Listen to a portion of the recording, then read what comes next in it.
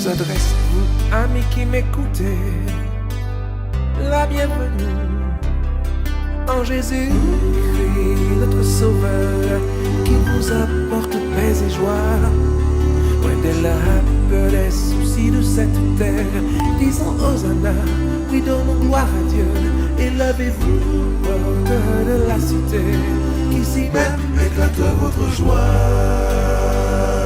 Oh, oh. Marchons ensemble mes amis, jamais nous n'aurons de soucis. On traverse le monde troublé, les mots nous sont oubliés. Il faut tous, oui tous, nous donner la main, afin que tous ensemble, lorsque demain Jésus-Christ apparaîtra, nous soyons tous du nombre des élus. Merci Jésus, merci mon Dieu, avec toi je ne crains rien, toujours tu me gardes. Merci mon Dieu, merci Jésus, ni la flèche qui vole en plein midi, quand il tombe à mes côtés, je ne serai jamais atteint, car mon Jésus veille, je ne crains rien. Avec Jésus, pas de danger. Oh, oh, oh. Marchons ensemble mes amis, jamais nous n'aurons de soucis. On traverse le monde troublé, les mots nous sont oubliés. Il faut tous, oui tous, nous donner la main, afin que tous ensemble, lorsque demain Jésus-Christ apparaîtra, nous soyons tous du nombre des élus. Ce monde n'est pas le nôtre, Jésus revient, car mon Jésus nous emmènera.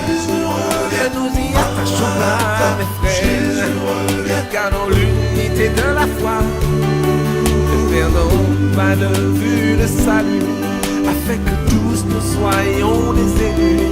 Car mon Jésus-Christ apparaîtra, oh oui, nous monterons avec lui. Oh, oh. Marchons ensemble mes amis, jamais nous n'aurons de soucis. À travers ce monde troublé, les mots nous sont oubliés. Qu'il faut tous, oui tous, nous donner la main, afin que tous ensemble, lorsque demain Jésus-Christ apparaîtra, nous soyons tous du nombre des élus. Ce monde n'est pas le nôtre, ne nous y attachons pas, gardons l'unité de la foi, Jésus nous emmènera. Marchons ensemble mes amis, jamais nous n'aurons de soucis, à travers ce monde, et nous oublier qu'il faut tous, oui tous, nous donner la main, afin que tous ensemble, lorsque demain Jésus-Christ apparaîtra, nous soyons tous du nombre des élus. Gardons les yeux fixés sur Jésus, mon ami, gardons les yeux fixés sur Jésus. Gardons les yeux, mon frère, gardons les yeux fixés sur Jésus. Gardons les yeux, gardons les yeux fixés sur Jésus. Gardons les yeux fixés sur Jésus jusqu'au bout. Gardons les yeux fixés sur Jésus, mon ami.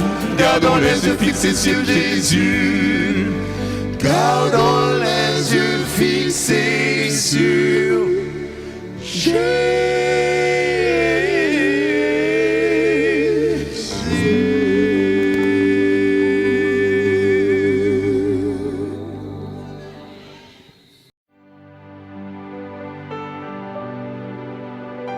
Psaume 145.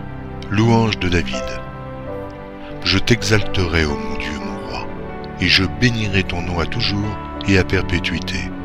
Chaque jour je te bénirai, et je célébrerai ton nom à toujours et à perpétuité. L'Éternel est grand et très digne de louange, et sa grandeur est insondable. Que chaque génération célèbre tes œuvres et publie tes hauts faits. Je dirai la splendeur glorieuse de ta majesté, je chanterai tes merveilles. On parlera de ta puissance redoutable, et je raconterai ta grandeur. qu'on proclame le souvenir de ton immense bonté et qu'on célèbre ta justice. L'Éternel est miséricordieux et compatissant, lent à la colère et plein de bonté. L'Éternel est bon envers tous, et ses compassions s'étendent sur toutes ses œuvres. Toutes tes œuvres te loueront, ô Éternel, et tes fidèles te béniront. Ils diront la gloire de ton règne, et ils proclameront ta puissance, pour faire connaître aux fils de l'homme ta puissance et la splendeur glorieuse de ton règne. Ton règne est un règne de tous les siècles, et ta domination subsiste dans tous les âges. L'Éternel soutient tous ceux qui tombent, et il redresse tous ceux qui sont courbés. Les yeux de tous espèrent en toi, et tu leur donnes la nourriture en son temps. Tu ouvres ta main, et tu rassasies à souhait tout ce qui a vie. L'Éternel est juste dans toutes ses voies, et miséricordieux dans toutes ses œuvres. L'Éternel est près de tous ceux qui l'invoquent, de tous ceux qui l'invoquent avec sincérité. Il accomplit les désirs de ceux qui le craignent, il entend leurs cris, et il les sauve. L'Éternel garde tous ceux qui l'aiment, et il détruit tous les méchants. Que ma bouche publie la louange de l'Éternel, et que toute chair bénisse son saint nom, à toujours et à perpétuité.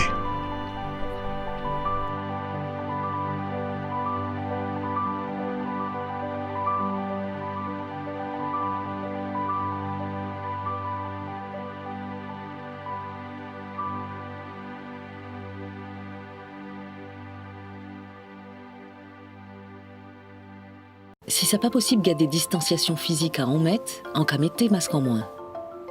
Ça pas talent respecter ses larelles là ça.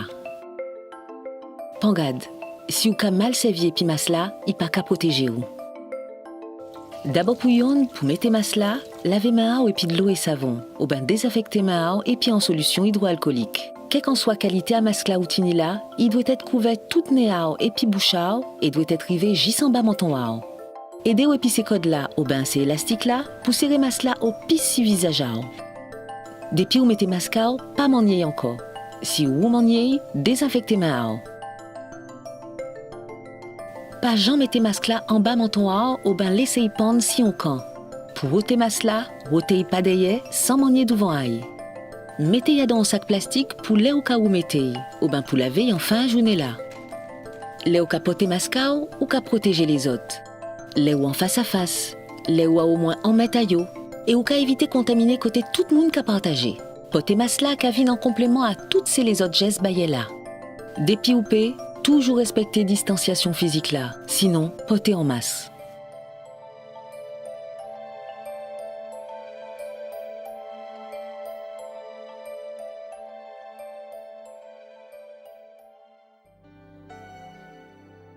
Psaume 110.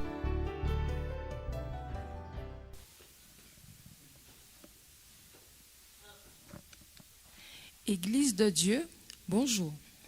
À vous tous, serviteurs de l'Éternel, vous tous qui vous tenez dans vos foyers, dans vos maisons ou en quelque lieu que vous soyez, ce matin, je vous salue dans le doux nom précieux de Jésus. Bénissons l'Éternel pour le souffle de vie qui nous a préservés, pour sa fidélité, son amour envers nous. Magnifique, tel est le nom de ce Dieu qui prend soin de nous. Chantons ensemble de tout notre cœur, magnifique est le Seigneur.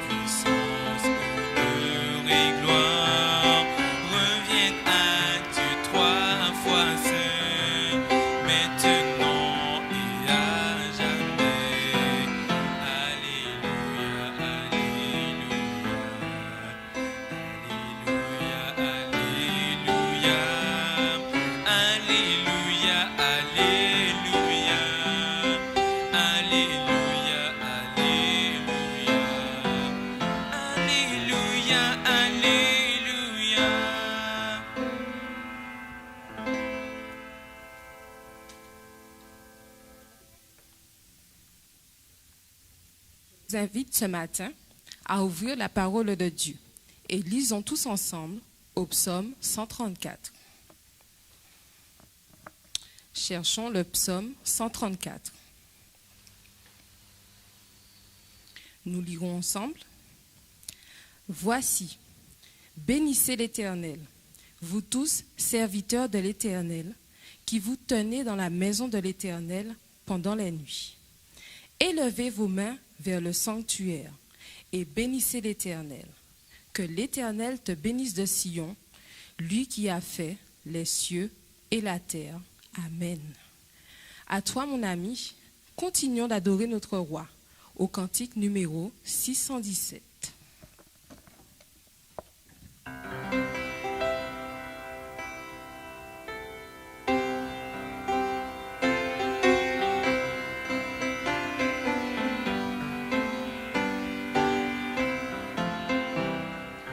L'Éternel seul est Seigneur, l'Éternel seul est Seigneur, seul il est dominateur, seul il est dominateur.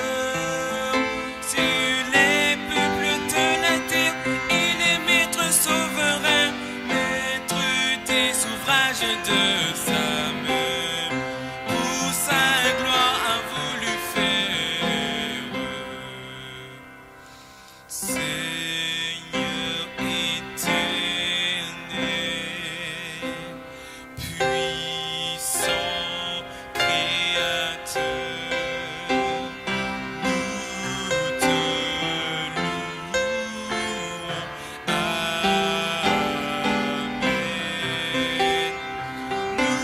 Nous t'adorons.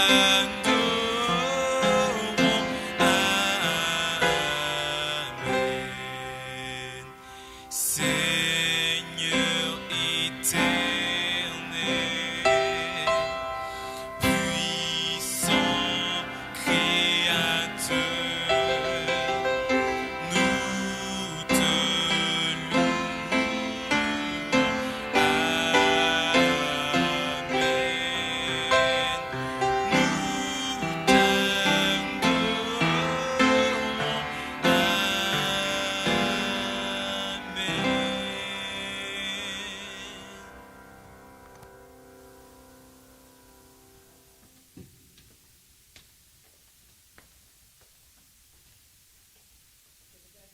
Je vous invite à prier. Prenons la position de la prière. Notre Père, notre Dieu, Dieu d'amour, de compassion, de fidélité, Dieu juste, Dieu 3 fois saint, que toute la gloire te revienne à cet instant, Père éternel. Je te remercie, Père, pour la nuit. Merci pour le souffle de vie. Merci pour la santé. Merci, Seigneur, pour toutes les bénédictions que tu fais couler sur nous. Ô Papa, à cet instant, que ton Saint-Esprit nous remplisse chacun de nous. Que, Père, que nous puissions entendre, mais aussi surtout mettre en pratique. Aide-nous, Seigneur, ouvre nos cœurs et que nous puissions, Seigneur, mon Dieu, accepter ta parole, Seigneur. Sois avec chacun de nous, bénis-nous et fais-nous grâce. Nous t'avons prié, Père, dans le doux nom de ton Fils Jésus et pour ta gloire. Amen. Ce matin, nous allons nous arrêter sur l'histoire d'un personnage biblique. C'est une femme. Elle se prénomme Déborah. Elle vivait à l'époque des juges en Israël. Il faut savoir qu'à cette époque, les enfants d'Israël faisaient tout ce qui était mal aux yeux de l'Éternel. Ils se sont séparés de Dieu. Ils adoraient les idoles, la déesse Astarté, la reine du soleil. Ils immolaient leurs enfants. C'était l'immoralité totale. Ils faisaient tout ce que Dieu leur avait interdit. Dans Juges 4, verset 2, nous pouvons lire que l'Éternel les vendit entre les mains de Jabin, roi de Canaan, qui régnait à Hatzor. Le chef de son armée était Sisera et habitait à Harosek Goïm. Vous me direz certainement que cela n'est pas juste de la part de Dieu. Pourquoi a-t-il livré son peuple? Mais Dieu est un Dieu de justice, ne l'oublions pas. Il avertit toujours avant d'agir. Lisons Deutéronome 28, verset 1, où nous voyons les bénédictions qui découlent de l'obéissance à Dieu. Je pense que tout le monde a trouvé Deutéronome 28, verset 1. Lisons. « Si tu obéis à la voix de l'Éternel, ton Dieu, en observant et en mettant en pratique tous ces commandements que je te prescris aujourd'hui, l'Éternel, ton Dieu, te donnera la supériorité sur toutes les nations de la terre. » Mais, attention, à partir du verset 15, on décrit les malédictions qui nous accableront si nous désobéissons à Dieu. Prenons à partir du verset 15, lisons. « Mais si tu n'obéis point à la voix de l'Éternel, ton Dieu, si tu n'observes pas et ne mets pas en pratique tous ces commandements et toutes ces lois que je te prescris aujourd'hui, voici toutes les malédictions qui viendront sur toi et qui seront ton partage. En voici quelques-unes. L'Éternel enverra contre toi la malédiction, le trouble et la menace, au milieu de toutes les entreprises que tu feras, jusqu'à ce que tu sois détruit, jusqu'à ce que tu périsses promptement, à cause de la méchanceté de tes actions qui t'aura porté à m'abandonner. » Je vous laisse par la suite découvrir les autres malédictions chez vous.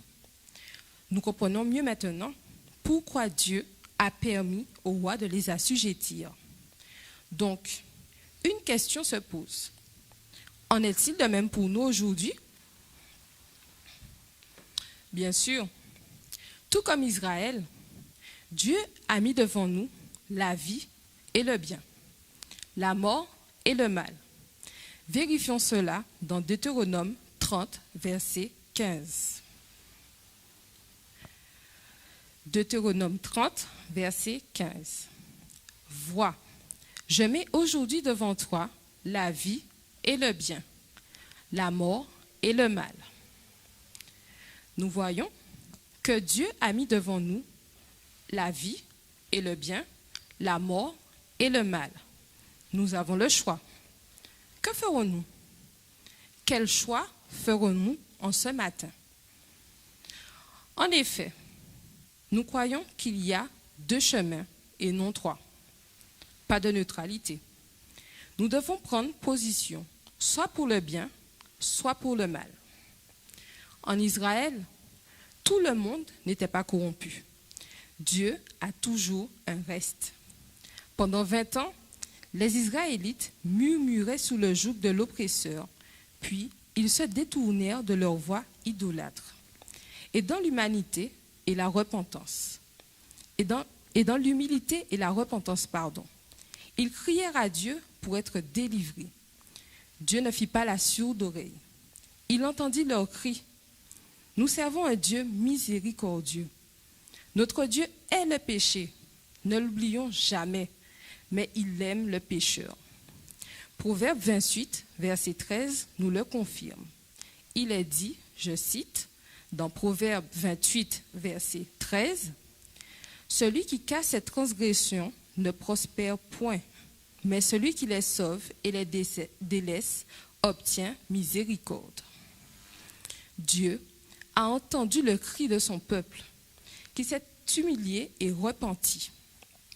En ce matin, j'aimerais vous dire que Dieu vous aime. Chers amis, chers frères, chères sœurs, sache que lorsque tu cries à lui, tes cris ne sont pas vains. Il entend. Israël ne criait pas en vain à l'Éternel. Dieu suscita à Israël un libérateur, en la personne de Déborah. Oui, Déborah. Mais qui était-elle? Une femme connue comme prophétesse. Et en l'absence de juge, le peuple allait la trouver pour lui demander conseil, notamment dans le domaine de la justice. Lisons cela dans Juge 4, versets 4 et 5.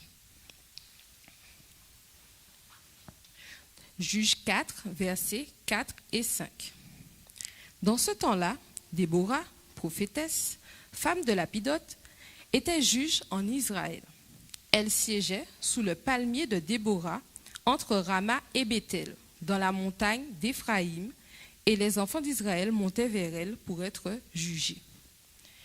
Dieu se servit de Déborah pour détruire les ennemis d'Israël et libérer son peuple. Oui, Dieu se servit d'elle pour détruire les ennemis d'Israël et libérer son peuple. De même que nous, en tant qu'enfants de Dieu, il a besoin de nous. Il a besoin de Déborah modernes, d'hommes et de femmes remplis de son esprit, d'hommes et de femmes intrépides, prêts à s'investir pour ramener le cœur du peuple de Dieu.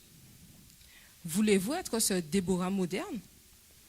Voulez-vous être cet instrument entre les mains de Dieu afin de libérer ses enfants, captifs de ce monde? Dans cette mission, nous ne sommes pas seuls. Il nous a promis son Saint-Esprit. En ce matin, mon frère, ma sœur, je veux te dire que Dieu a besoin de toi pour libérer ses enfants. Que lui répondras-tu? Tandis que tu écoutes ce chant, ferme les yeux, prie, messager du grand roi.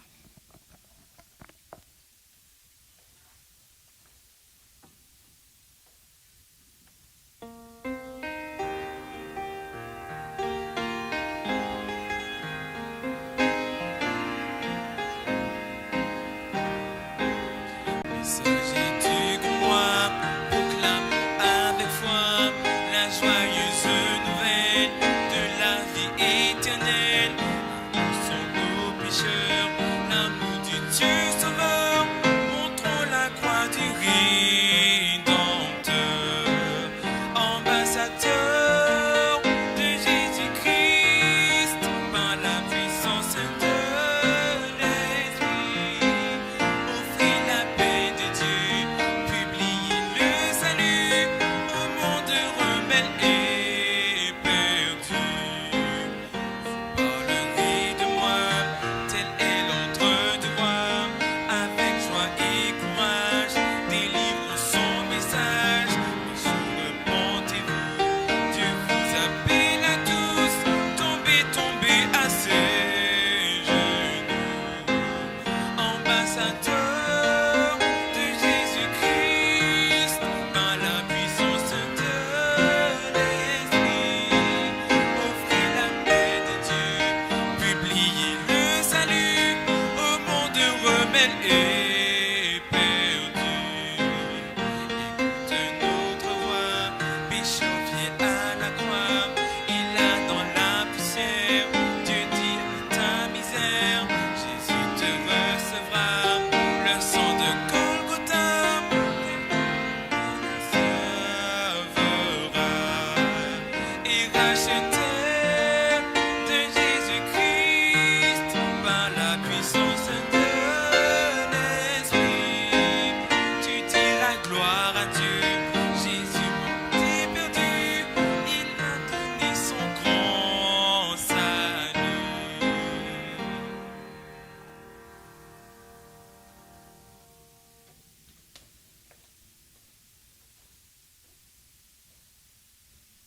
Tout comme Déborah, tu es un messager du grand roi. Que réponds-tu à Jésus ce matin? Je vous invite à prier. Prions. Notre Père, notre Dieu, à cet instant, nous avons compris, Père, que nous devons répondre, Seigneur, à ton appel. Aide-nous, ô Papa, à être des messagers du grand roi. Tout comme Déborah, utilise-nous, Père, pour ta gloire. Que nous soyons des instruments entre tes mains.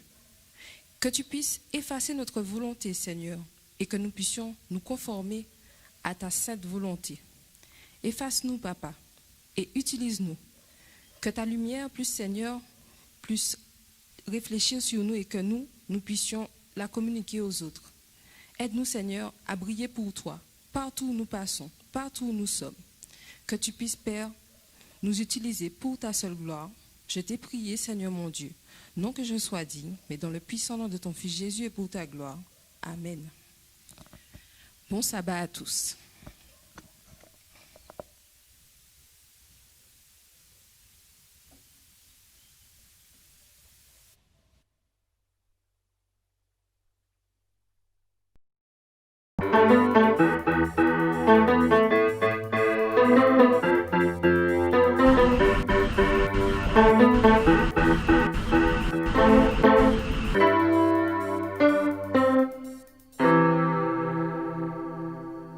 Nous, on dit dans Anticausé à ce plateau Espérance TV. C'est un plaisir pour moi de remercier l'équipe qui a travaillé pour nous, Chana, Mode et tous les autres.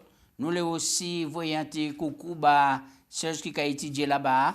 Nous les souhaitons bon courage et à président de l'Union et secrétaire là, trésorier et puis les autres et responsables des différents départements, des autres fédérations et Guadeloupe, Martinique et aussi la mission de la Guyane. Nous les disons tout le monde bon courage, peuple bon Dieu, Tchébé fort, Jésus a viré et c'est un plaisir pour nous rouvrir la Bible là et puis parler. Grâce à nous toujours dit dans grand thème blanc, comment interpréter les Écritures. Bien sûr. Oui, la Bible avec les prophéties, c'est ça nous allons parler aujourd'hui. Bienvenue à Augustin. Est-ce que c'est pour vous filer? Moi, pas en combat. Hein. Mais moi, je quand même prendre un petit seconde pour moi souhaiter les personnes âgées. Oui. Ouais, bon courage. Je me souhaiter bon courage parce que quand il n'y a pas de bon, quand il y a confinement, déconfinement, il y a appréhension, je souhaite bon courage en Jésus-Christ et je dis tchébé fort. Oui, et c'est important aussi pour nous souligner l'initiative et les jeunes prennent. Oui. Et en disant confinement, il fait des vidéos, des clips, Oui, des et vidéos, des clips. des chanter, voyez des petits messages, etc. Et nous avons dit tchébé fort, et puis c'est bon, puisque nous on dit dans un monde et électronique qui moment qu'a employé et dit que c'est l'informatique qui a primé et les réseaux sociaux eh ben pour utiliser ça pleinement absolument. pour Dieu la sagesse et puis l'intelligence. Et moi-même quand on dit de ça pour accomplissement Apocalypse 18 l'ange qui descend depuis une grande autorité et puis éclairer toute la terre moi les réseaux sociaux maintenant qu'a fait un travail formidable parce que là nous peut parler en personne il a franchi porte là il a franchi ça là il est arrivé là. Ah oui, absolument. Grâce à prier pour commencer. Éternel Dieu tout-puissant, nous avons béni non, nous avons glorifié non, parce que au bon papa ben nous. C'est vous qui accordez nous la vie, la santé, la sagesse, c'est vous qui avez l'intelligence pour d'écouter, pour comprendre les temps, les époques et les moments. Aujourd'hui, nous avons ouvert parole là, nous avons supplié au nom de Jésus. Pardonnez-nous, lavez-nous, purifiez-nous, et puis accordez-nous l'Esprit Saint pour nous entrer en Tchakoko parole là, pour nous ça 600 nana, pour nous en force, pour nous ça aller d'autres que Jésus-Christ arrive venu. Que parole là, mon Dieu, qu'on grande semence, comme le Père Seigneur, comme le lait spirituel, nous dévorer et porter bien guérison, salut à tout le monde, au nom de Jésus. Amen. Amen. Bible et prophétie. Texte là, nous avons médité en l'élaboration. Daniel 8,14. Daniel 8,14, il a dit nous, il m'a dit encore 2300 soirs et matin et le sanctuaire sera purifié. Oui. Alors, grâce à nous savons que la prophétie biblique, c'est crucial pour identité nous et puis mission nous. Donc, et c'est pour raison là, nous pour nous appliquer comme nous, à comprendre les prophéties et surtout les plus grandes prophéties de la Bible qui mènent nous jusqu'au retour de Jésus. C'est juste une révision nous avons fait parce que nous parlons grandement longuement en les Daniel et etc. Mais à force de répéter, là qu'il entrer et qu'il exactement, c'est ça. Naturel. C'est ça, l'éducation c'est l'art de la répétition. Historicisme et prophétie. L'historicisme, c'est qui ça grâce? Nous toujours les définissons moi. Eh ben, l'historicisme, c'est une méthode qui a consisté à étudier les prophéties.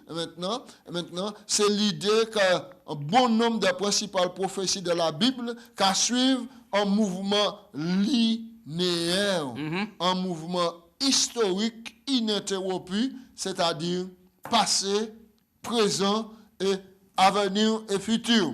Donc, c'est ligne de pensée de conduite les adventistes du 7e jour, maintenant, qu'à rester fidèles pour étudier, décortiquer les prophéties et porter des conclusions. Oui, nous, que la Bible prend un point de départ depuis Nebuchadnezzar. Oui. Ça nous trouve dans Daniel 2, verset 27 à 45. La tête d'or.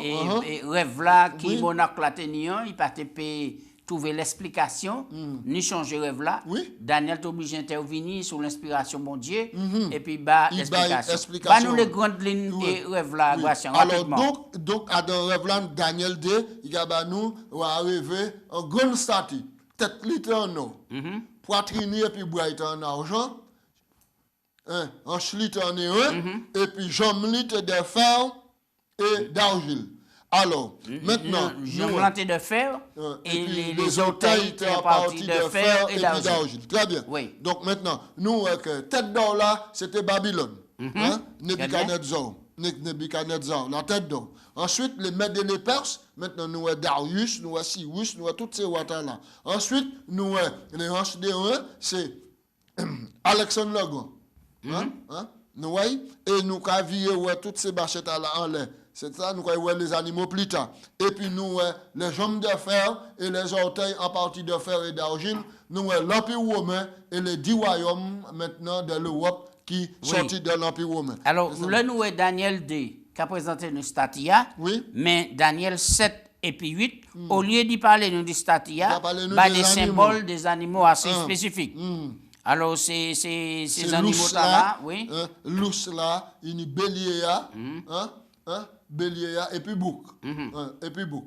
Donc, nous voyons que ces animaux-là, c'est reprend même prophétie à Babylone, Oui. les Mèdes et les Perses, Oui. la Grèce, La Grèce, Rome, Rome. et puis nous aujourd'hui jour. Et puis nous aujourd'hui jour, puisqu'elle nous fait partie des orteils. Là. Des orteils. en partie de fer. C'est extraordinaire. Alors, qui ça, Jésus déclare régression? On dit dans Jean 14, verset 29, et qui a aidé nous comprendre quelle manière et en prophétie qui a fonctionné. Alors, Jean 14, verset 29. Jean 14, verset 29. Il a dit nous. Et maintenant, je vous ai dit ces choses avant qu'elles arrivent, afin que lorsqu'elles arriveront, vous croyez. Alors, but là, c'est Jésus d'annoncer ces bagailles-là. Parce qu'en prophétie, annoncer longtemps à l'avance. Oui. Et puis, accomplissement qui va venir. Oui, accomplissement qui va venir. Et puis donc, prophétie a accompli. C'est de même longtemps à l'avance, nous, le prophète Esaïe, annoncé que Jésus-Christ, quand il prend la parole, maintenant à Nazareth. D'accord? Oui. Et là, Jésus vient à Nazareth. Il prend la parole, là, il finit par là, il dit mi-accomplissement. Annonce ça là. Je dis ta parole, tu as accompli. Nous avons ça. Maintenant, prophétie a donc annoncé longtemps à l'avance et puis il a trouvé accomplissement, réalisation dans le temps. Par exemple, nous avons plusieurs prophètes qui prophétisaient à ce premier venu Jésus. Oui. Et on est Michel, on est tous ces prophètes-là, Esaïe aussi. Esaïe et Jérémie. Même les psaumes. C'est-à-dire, en principe, tout l'Ancien Testament annonçait l'avénissement de Jésus. Mais et des prophéties qui étaient pris. Et puis des détails extraordinaires. Précis.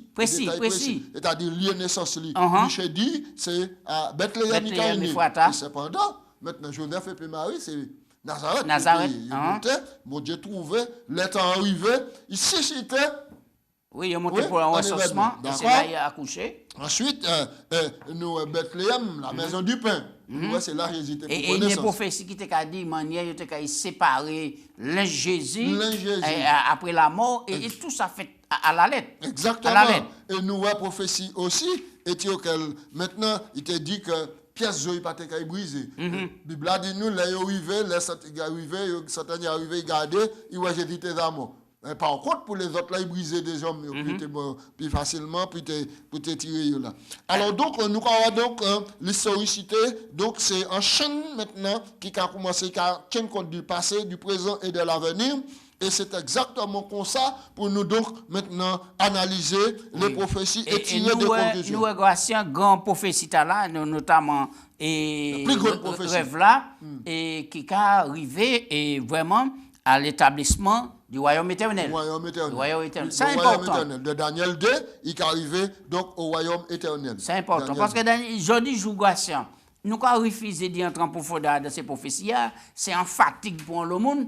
Mais nous avons oublié que si Nebuchadnezzar passé, si les Mèdes et les Perses passés, si la Grèce passée, si Rome passé, et puis nous avons vécu à l'époque les 10 tribus barbares. Et moi-même, nous avons vécu à l'époque la plus glorieuse là, parce que nous, tout près, réalisation, prophétie, c'est retour en gloire Jésus-Christ. Donc si nous décourageons la grâce, nous perdons ça de Il ne faut pas nous décourager pièce là. Donc, et c'est pour ça, la Bible a dit nous tenons d'autant plus certaines paroles prophétiques à laquelle nous faites bien d'y prêter attention. C'est Pierre qui a dit nous ça. De Pierre 1, 21, 22, 20, 21. Il a dit nous, tiens la prophétie qu'on en lampe qui a clairé dans l'obscur. Oui. Ouais. Alors, Gaston Pouchi, il faut parler du principe jour-année dans ce texte-là. Ah, c'est très important. C'est très important parce que si on n'a pas qu'à considérer les principes jour-année pour analyser, ou quand la Bible dit ça, il n'y a pas rien dit. Ou quand la Bible dit ça, il n'y a pas rien dit. Donc, nous allons lire dans Nombre 14, verset 34, et puis Ézéchiel 4, verset 6. Nous allons lire d'abord Nombre 14, verset 34. Moïse a rappelé ici. De même que vous avez mis 40 jours pour explorer le pays de Canaan, vous porterez la peine de vos iniquités 40 années. Une année pour chaque jour, et vous serez ce qu'est d'être privé de ma présence. Qui ça Bible a dit nous ici là? Bible a dit nous comme ça. Mais pour y rentrer dans le pays de Canaan, bon Dieu t'a prévoir 40 jours de marche pour y arriver là. Yo vini, yo allé explorer le pays de Canaan, il c'est un bon pays tout ça. Et puis peuple a douté, peuple a commettre l'infidélité, yo murmuré, yo fait ça c'est ça là. Bon Dieu dit 40 jours m'ont prévoir bazot. Eh bien, d'autres qui été 40 ans, moi, quand même, un jour pour chaque année. Pour chaque année. Nous arrivons à le même principe là. Donc, ce n'est pas un principe qui est étranger à la Bible. D'accord. Même principe et c'est important pour analyser les prophéties. Absolument. Puisqu'il y a des prophéties sous compter littéralement ces jours-là, ou pas arriver à ces périodes-là, et puis tout ça qui consentait en disant. Oui, nous arrivons les 2303 du matin. Ouais. Alors, Ézéchiel chapitre 4, verset 4. 6, verset 6. Oui, verset 6. Parce que je t'ai souligné, c'était pour me t'expliquer. Ok, d'accord. Et je vais inviter ce moment-là, lis à partir du verset 1er, et tu auquel bon Dieu apprend une grande illustration. Il a dit Ézéchiel, prophète là, fait une illustration. Il a dit, fait des briques barrées, mettez des machins. Fait une illustration pour montrer comment Israël est en captivité. Alors, et puis il a dit au verset 5, je te compterai un nombre de jours égal à celui des années de leurs iniquités. 390 jours, tu porteras ainsi l'iniquité de la maison d'Israël. Au verset 6, quand tu auras achevé ces jours, couche-toi sur le côté droit, et tu porteras l'iniquité de la maison de Juda pendant 40 jours. Je t'impose un jour pour chaque année. Très bien. Voilà. Un jour en année. Un jour en année. Donc, là, nous allons lire et passage là, et Daniel 2300 soir et matin, puis le sanctuaire sera purifié. Et au passage, prend 2300 soir et matin. Littéralement. On ne peut pas prendre nous dans la prophétie. Donc là, obligé de faire jouer et principe jour-année. Jour-année. Donc, maintenant, c'est le principe jour-année pour arriver à 2300 soirs et matin. Qui a commencé? Daniel 8,14, oui. Daniel 8,14. Qui a commencé maintenant à l'an 457 et auquel dernier décret. Alors, c'est là problème, là, Gatien. Alors, qui c'est qui a fait dire comme quoi que début prophétie a commencé en 457 avant Jésus-Christ? Mais là, nous avons lu texte Daniel là. Nous avons lu texte Daniel là. Nous avons vu que Daniel 7, Daniel 8 et Daniel 9, maintenant qu'a fait en tout. Maintenant, Oui. maintenant, Adam prophétie là, il tenait 70 semaines qui étaient portées pour le peuple juif. Maintenant, et 70 semaines là, maintenant, tu as venu à la venue du Messie, maintenant, et à la prédication de l'évangile qui a fini en l'an 34. En l'an 34. 27, c'est le Jésus baptisé. Maintenant, d'accord, il mort en l'an 31. Maintenant, c'est Adam même prophétie le monde qui a attaqué la Bible là, et puis qui a dit que semaine là, qui était réservé pour le peuple juif là, pour le Messia, qui a fait en solide alliance là, sans semaine littérale. Voilà. Dimanche, lundi, mardi, mercredi, jeudi. Ni monde qui a dit ça, donc par conséquent, il a refusé de dire quoi? Que Jésus pas ressuscité le dimanche, hein, et il pas mort le vendredi, etc. Ça c'est y à faire. Parce que maintenant, c'est une semaine prophétique qu'il a. 3 ans et demi devant, 3 ans et demi derrière. D'accord. Donc, on ne peut pas prendre littéralement. Et c'est pareil pour les années jours et des 70 semaines qui ont devenu en 490 l'année. 490 l'année. Ben là, même, nous ne pouvons pas aller au-delà. Si nous prenons notre interprétation, nous avons fait la Bible a dit, ça n'est pas dit réellement. Maintenant, donc, Adam, les 2360 matin là, nous dit que boutissement 2360 matin, c'est 1844. Mais Adam, 2360 matin, il y a une prophétie de 1260 l'année qui réservée pour les nations, si on seront foulés au pied. La ville, c'est des parvis, seront foulés au pied pendant 42 mois, et ou c'est un là, temps, 2 temps, la moitié d'un temps. C'est là la grande persécution, tout ça. Oui, ouais, c'est 1260 jours là qu'a commencé, et année a commencé de 538 à 1798. 1798, et tu au point, papa là, et puis au mené prisonnier, c'est Conan qui sortit maintenant des vestiges maintenant de l'Empire romain. Et puisque on va parler de Conan, nous allons profiter pour entrer dans le sujet. Alors, pour les réformateurs protestants identifiaient dans Daniel 7 et Daniel 8 la puissance du Conan à l'église de Rome. Oui, voilà. Donc, parce que c'est puissance là, maintenant, qui, romaine, d'abord païenne, qui attaquait le christianisme.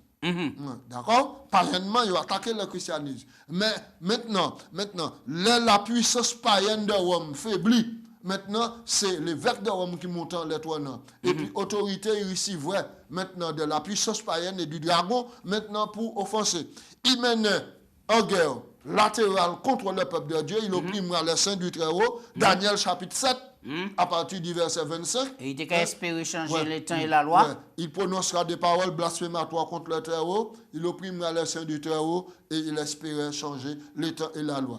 Maintenant, guerre latérale contre le peuple de Dieu, guerre verticale, prononcer parole maintenant offensante contre le Très-Haut, déclarant que lui-même égal, sinon plus grand que le Très-Haut. Donc c'est comme ça là. Nous voyons que Conan a agi pendant 1260 l'année.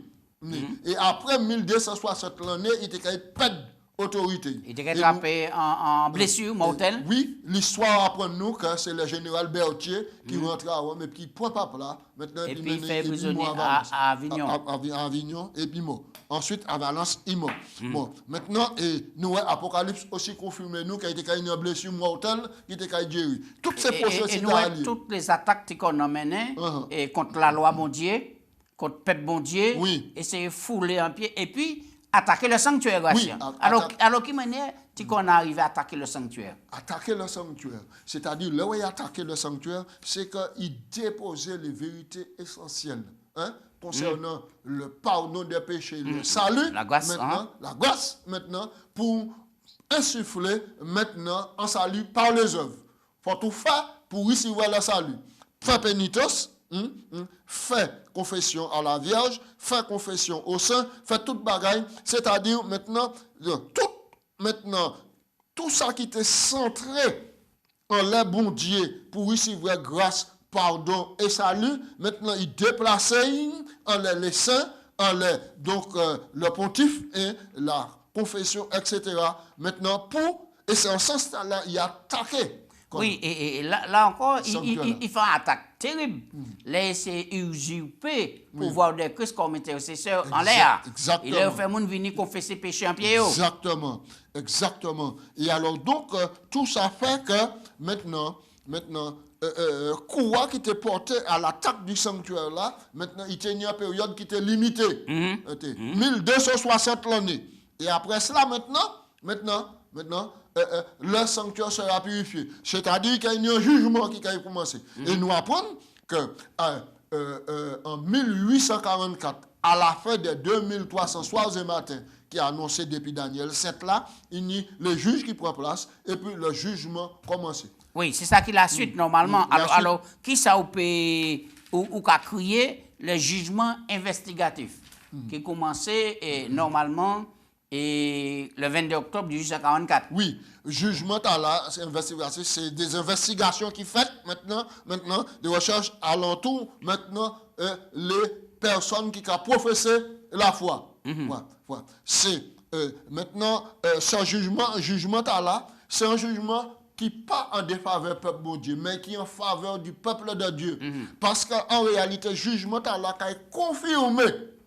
Donc, il ne faut pas nous faire l'amalgame entre jugement investigatif et jugement rétributif qui a venu à la fin. Le jugement final. Le jugement final. Le jugement final, le jugement rétributif, maintenant, avant la rétribution, mais c'est un jugement qu'ils ont décidé.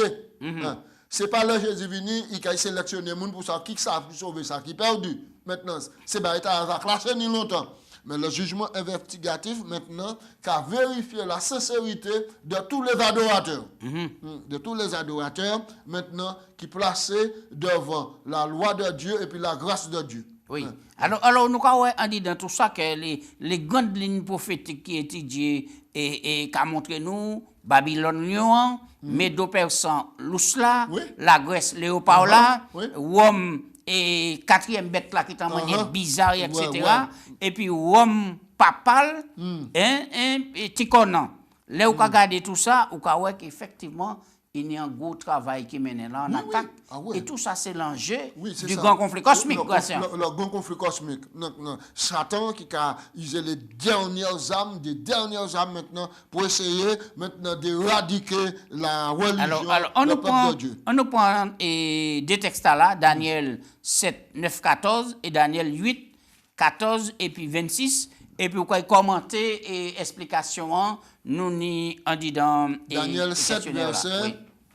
Daniel 7, verset 9 à 14. 9 à 14. Je regardais pendant que l'on plaçait des trônes, l'ancien des jours s'assit, son vêtement était blanc comme la neige, ses cheveux étaient comme de la laine pure, son trône était comme des flammes de feu et les roues comme de feu ardent. Un fleuve sortait et coulait de devant lui. 1000 milliers le servaient, 10 000 millions se tenaient en sa présence. Les juges s'assirent, les juges sont ouverts. Ça, c'est le début du jugement qui a fait en disant ciel. Ensuite, verset 11, je regardais. Alors, à cause des paroles arrogantes que prononçait la corne, c'est-à-dire la puissance religieuse, et tandis que je regardais, l'animal fut tué et son corps fut anéanti, livré par le feu pour être brûlé.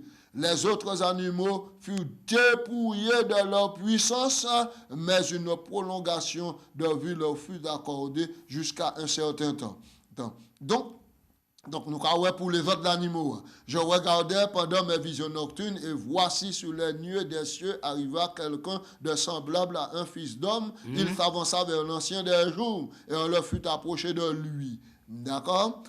Quelqu'un semblable à un fils d'homme. C'est noté Jésus-Christ qu'il a. On lui donna la domination et la gloire, le règne sur tous les peuples, les nations et toutes langues le serviront. Sa domination est une domination éternelle qui ne passera point et son règne ne passera point.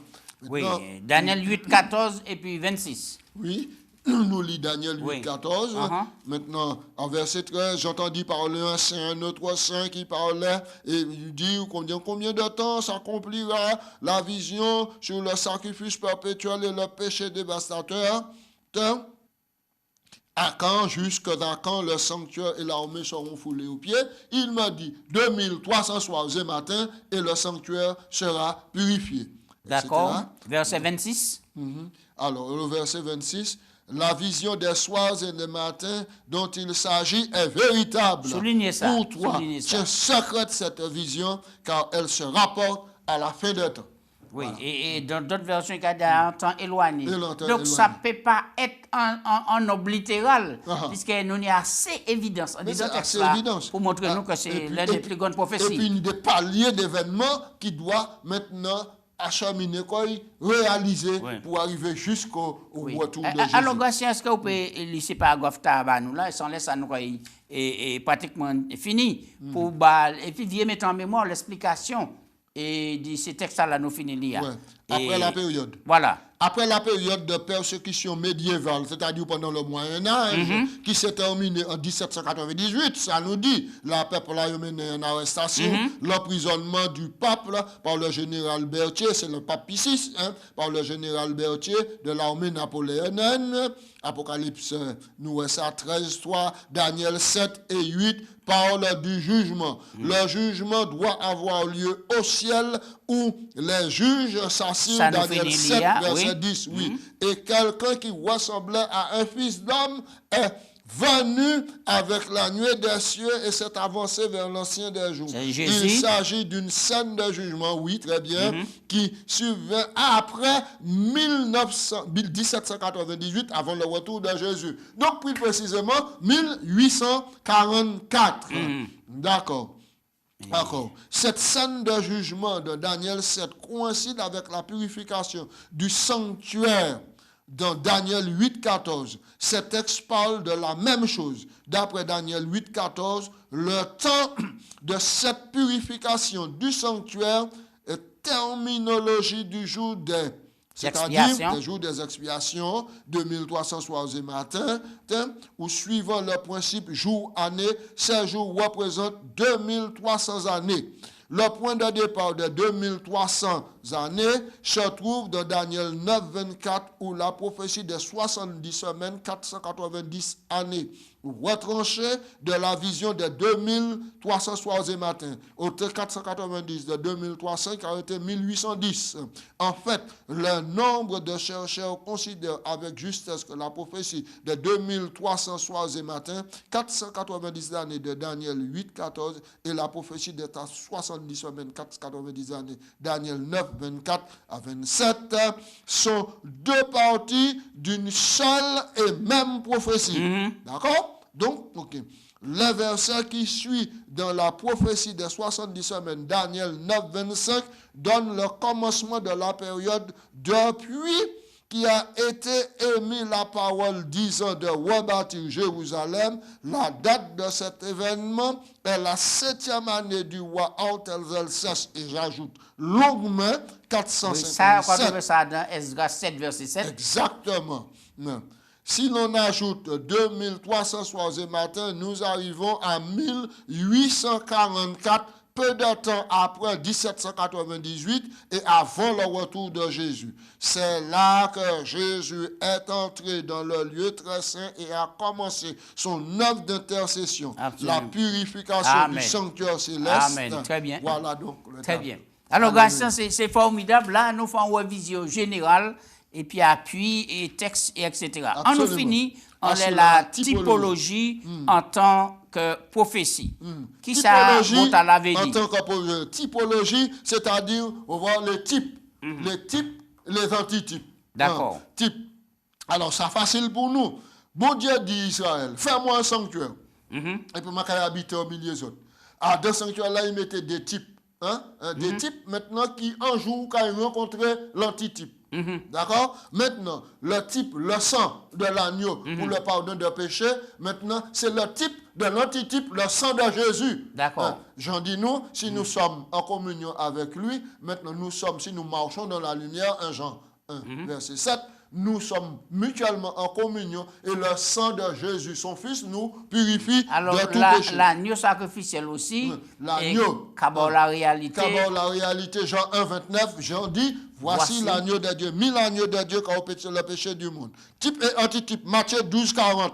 Jésus même dit, de même que Jonas était 3 jours, 3 nuits dans votre gros poisson, de même, le Fils de l'homme qui a 3 jours et 3 nuits dans le sein de la terre. Donc, Oui. maintenant... Alors, même en les points là, Uh-huh. il y a un coulé et puis en la discussion, mais nous ne pouvons pas faire 10 ans de discussion. Après non. ça, 3 jours Jonas, 3 jours Jésus, nous pouvons faire une émission de 100 Mais oui, jours nous pouvons faire une pour nous émission expliquer là, ça et puis venir en laissant. l'expression idiomatique qui a Ok. dit que maintenant, c'est pas 12 heures de soleil. Non, mais nous ne pouvons pas entrer dans les détails là, nous pouvons vivre Ok. ça après. Ok. Après, Alors, mais- donc, accomplissement, Jean 19, verset 36, hein, maintenant, ils dit que là, Jésus, maintenant, qui a venu, la croix centenière romain a venu vérifier, il gardait tes amours. Et donc, il n'a pas eu l'occasion de briser ses oeils. Maintenant, quand il fait pour les autres prisonniers, ça a été annoncé, aucun de ses oeils ne serait brisé.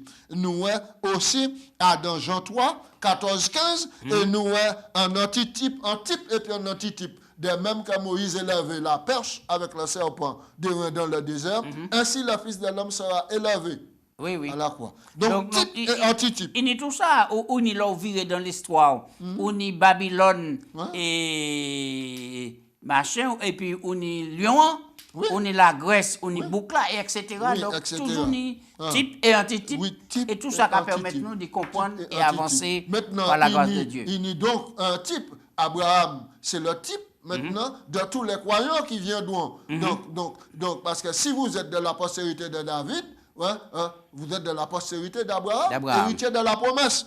Donc, maintenant, et puis nous, à dernier Jean 1,29 nous dit tout à l'heure, Jésus, maintenant, l'agneau, c'est le type de Jésus, l'antitype, l'agneau de Dieu. Grâce à nous finissons dans le thème là, anti-causé pour aujourd'hui là, vraiment, et ça c'est intéressant.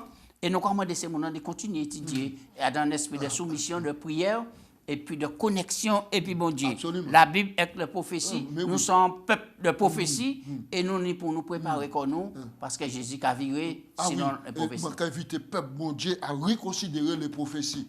Car les prophéties, maintenant, tous les qu'on parle, ils ont réalisé quoi. Mais plaise à Dieu que ou en conformité puis la parole de Dieu pour les prophéties qu'a accompli maintenant pour rester à de bercailles là parce que dernier grand prophétie a ici le point d'y réaliser Jésus qui paraît en gloire pour tirer la misère, tirer la souffrance. Amen. L'assurance là nous n'y grâce c'est que ça en l'eau en dit ils a accompli Absolument. automatiquement typé à qui resté à il kay fait. En nous En prend nous patience protéger, et nous. puis en nous tchébé. Merci, on nous prier. Papa Dieu, nous remercions pour bonté ou miséricorde et parole ou banon. Parole ta ka fait nous dit bien parce que il a symbolisé encore Jésus. Ah oui. Parole ta ka fait nous dit bien parce que c'est lui qui a montré nous qui côté nous sorti, qui ça qui rive nous et qui côté nous ka aller. Alléluia. Merci pour un sauveur aussi merveilleux que Jésus. merci, Merci pour le Saint-Esprit Oh, merci, qui a Seigneur. conduit nous, guidé nous, excellé nous pour le grand jour de la rédemption. Alléluia. Bon Dieu, bénis Père à travers le monde là. Oh, Bénis les responsables de l'Église adventiste. Depuis la conférence générale Oh, jusqu'aux simples membres d'église. Oh, Seigneur. Bénis tous les pasteurs qui sont engagés, qui consacrés. Bas nous ensemble et puis les laïcs. Et en connexion pour nous porter parole là. Et toute la terre a éclairée par l'évangile là, qui est l'évangile éternel. Alléluia. Et bientôt, très bientôt, Jésus qui a viré et qui a pris nous et qui a mené nous en ciel. C'est prière moi en nom de Jésus. Alléluia. Ainsi soit-il. Amen. Amen.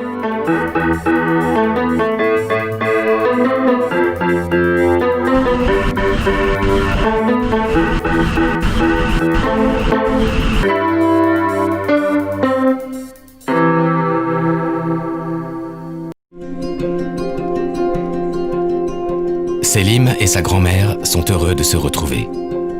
En respectant certaines règles, ils peuvent à nouveau se voir, se parler, mais aussi rire et s'amuser ensemble. Le virus circule toujours. Quand on aime ses proches, on ne s'approche pas trop. 9 personnes sur 10 qui décèdent de la Covid-19 ont plus de 65 ans. Pour les personnes à risque, il est recommandé de limiter au maximum les contacts. Ensemble, restons prudents. Besoin d'aide ? 0800 130 000, appel gratuit, ou plus d'informations sur gouvernement.fr. Ceci est un message du ministère des Solidarités et de la Santé.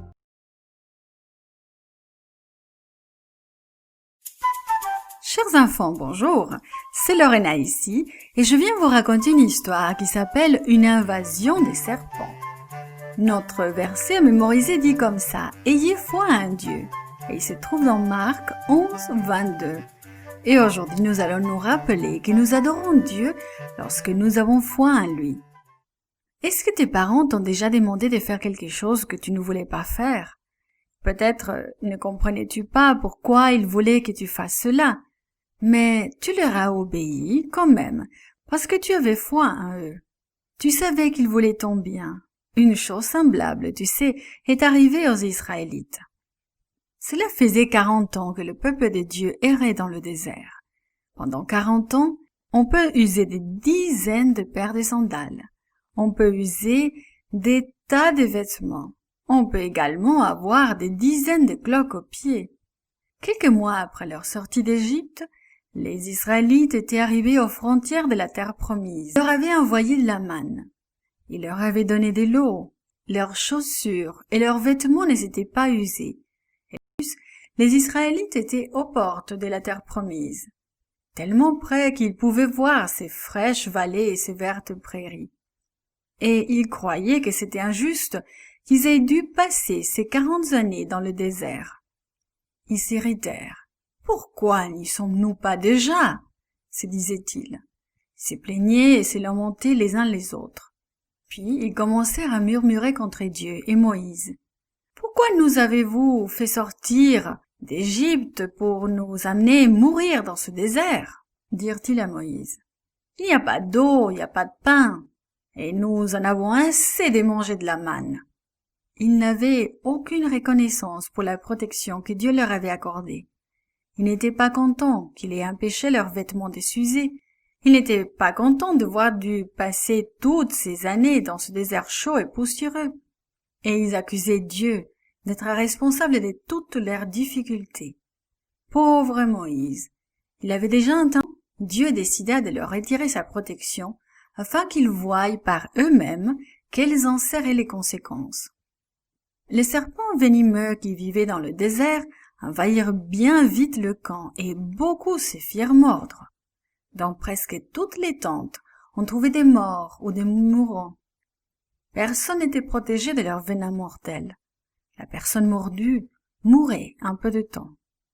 Très vite, les gens comprirent leur erreur. « Nous avons péché lorsque nous avons murmuré contre toi et contre Dieu, » dirent-ils à Moïse. « Prie Dieu qu'il éloigne de nous les serpents. » Moïse pria et le Seigneur l'entendit.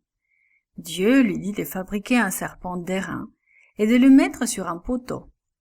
Moïse fit le serpent selon les instructions des dieux, et quiconque avait été mordu par un serpent et regardait le serpent d'airain guérissait. Toutefois, certains ne crurent pas qu'il pouvait être guéri en regardant le poteau. Ils n'avaient pas foi en Dieu. Ils choisirent de ne pas suivre ses directives, de ne pas regarder le serpent. Parce qu'ils n'avaient pas la foi, parce qu'ils ne faisaient pas confiance à Dieu, ils sont morts. Le serpent dans le désert était un symbole de Jésus, mourant pour nos péchés. Le serpent en airain n'avait pas le pouvoir en lui-même de guérir. C'est la foi que les Israélites devaient avoir pour regarder le serpent qui les a sauvés. Des années plus tard, Jésus a parlé de sa mort. La Bible rappelle ces paroles. Et comme Moïse éleva le serpent dans le désert, il faut de même que le Fils de l'homme soit élevé, afin que quiconque croit en lui ait la vie éternelle. Notre foi en ce Jésus élevé sur la croix, et c'est ce qui nous sauve du péché. Alors, mon ami, aie foi en Dieu et crois en ce que dit la Bible. Nous pouvons élever Jésus dans tout ce que nous faisons chaque jour. Nous l'élevons quand nous le louons, quand nous le remercions de nous avoir sauvés de nos péchés. Il est notre exemple. Nous l'élevons aussi quand nous vivons comme il a vécu, quand nous suivons ses instructions. Tout comme Moïse a élevé le serpent dans le désert, nous élevons Jésus lorsque nous vivons en lui par la foi. N'hésitons pas à suivre joyeusement ses plans pour notre vie. This podcast is produced by Gracelink.net at Studio El Piso, Singapore. For more children's resources, please visit Gracelink.net.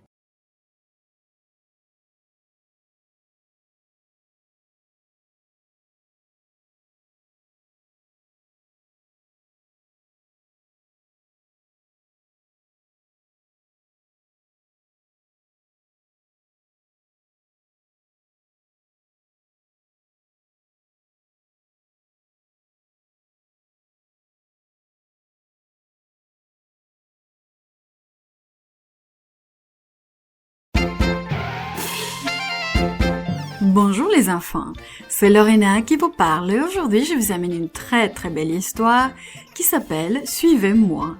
Notre verset à mémoriser nous dit « Vous êtes mes amis ».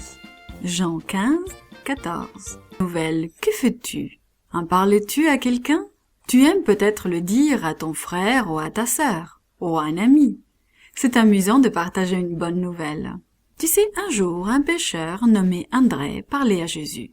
Il était sûr que Jésus était quelqu'un de spécial. Il croyait que Jésus était le sauveur dont il avait entendu parler. André voulait dire la bonne nouvelle à quelqu'un. Il alla donc trouver son frère, Pierre, qui était aussi pêcheur. Quelques jours plus tard, tôt le matin, Jésus aperçut 2 bateaux de pêche, là, près du rivage. Ils appartenaient à Pierre, André et leurs amis, Jacques et Jean.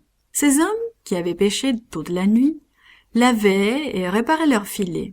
Ils pêchaient toujours de nuit et rangeaient le tout au matin. Tout le monde savait que le meilleur moment pour pêcher, c'était la nuit. Les gens commencèrent à arriver sur le rivage. Ils venaient pour entendre Jésus. Jésus regarda les bateaux de pêche et il décida de monter à bord de l'un d'eux. Il pourrait ainsi s'éloigner un petit peu du rivage. De cette manière, le peuple rassemblé sur le rivage pourrait l'entendre. Jésus parla au peuple pendant un moment.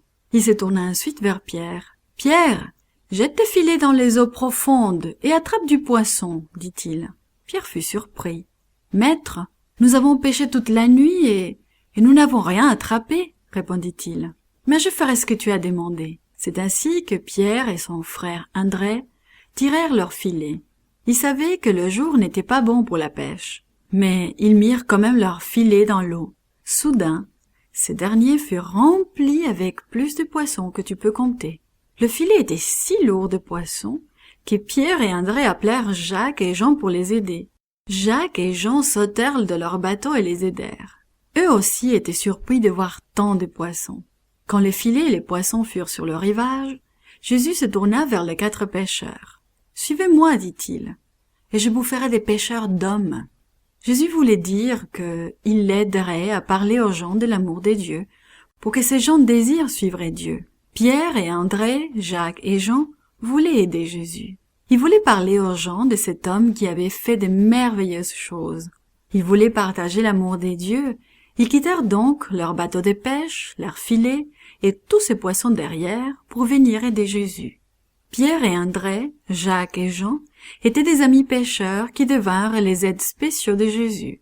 8 autres hommes devinrent des aides spéciaux, ses disciples.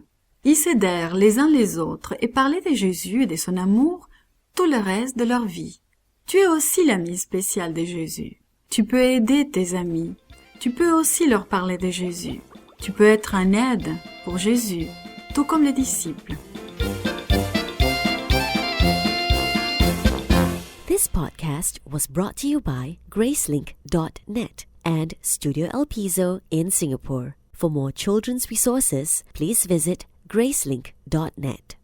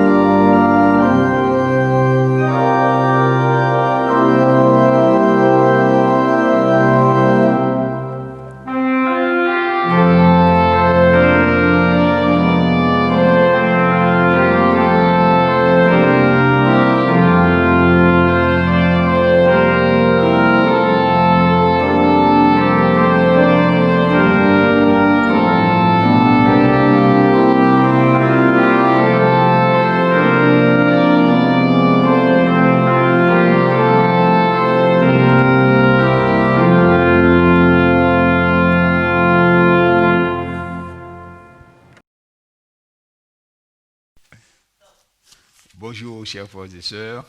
En ce sabbat matin, je suis bien heureux de pouvoir vous retrouver.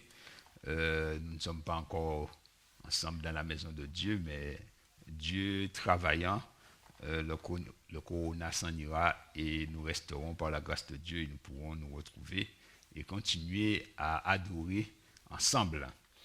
Ce matin, avant de commencer ce sujet, nous allons quand même prier ensemble.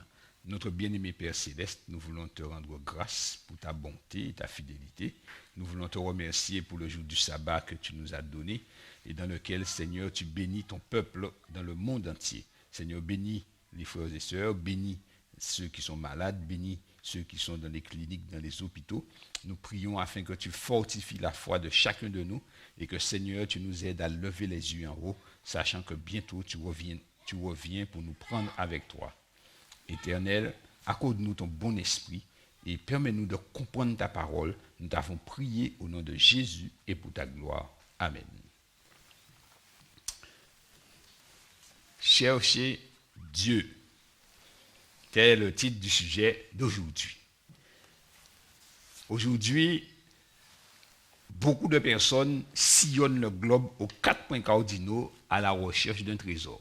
On voit des gens qui recherchent des épaves pour aller trouver des trésors sous la mer. D'accord? Il y a ceux qui sont dans les jungles pour aller trouver des anciennes cités et pour découvrir, s'il est possible, quelques trésors qui leur permettraient de vivre une vie heureuse, puisque, en fait, chacun pense que le fait de trouver un trésor les rendra heureux.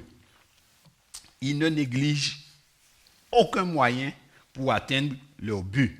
Lorsque l'on voit comment les hommes font des trous sans aucune sécurité et ils descendent dans les entrailles de la terre pour aller chercher des pierres précieuses. D'autres sont dans la boue, en Guyane, aux États-Unis, où on utilise de grosses machines pour pouvoir broyer le sol pour chercher de l'or.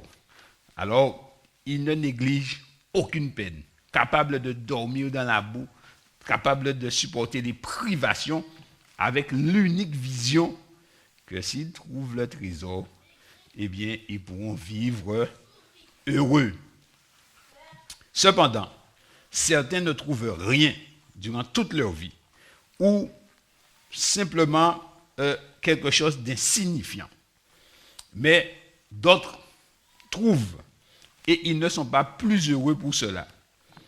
Cependant, il est une recherche où nous sommes assurés de trouver ce que nous cherchons.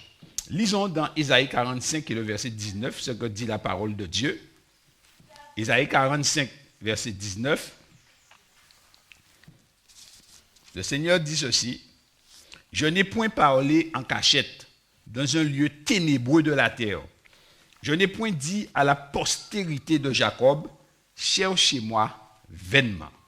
Moi, l'Éternel, je dis ce qui est vrai, je proclame ce qui est droit. » Ainsi, Dieu donne ici l'assurance à chaque individu vivant sur cette planète. Dieu donne l'assurance que si il le cherche, eh bien, il le trouvera. Pourquoi? Eh bien, il le dit lui-même.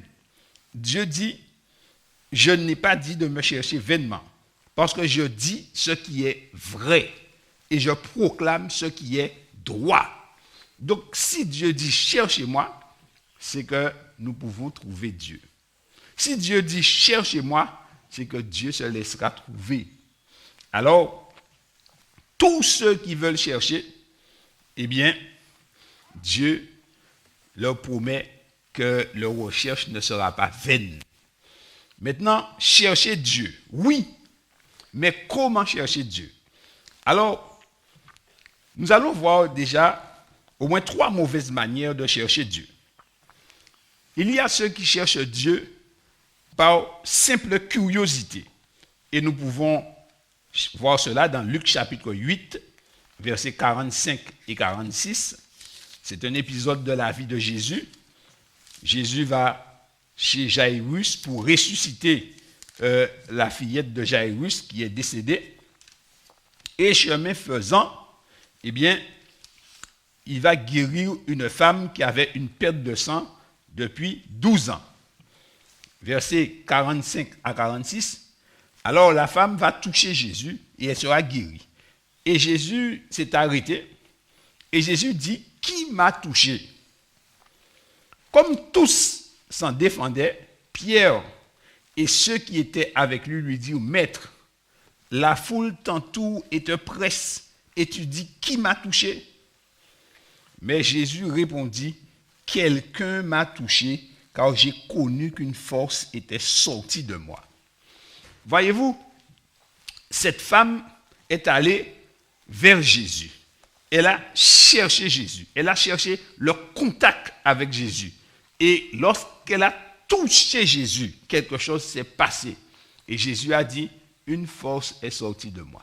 Mais toutes les autres personnes qui étaient autour de Jésus touchaient Jésus. Mais rien ne se passait.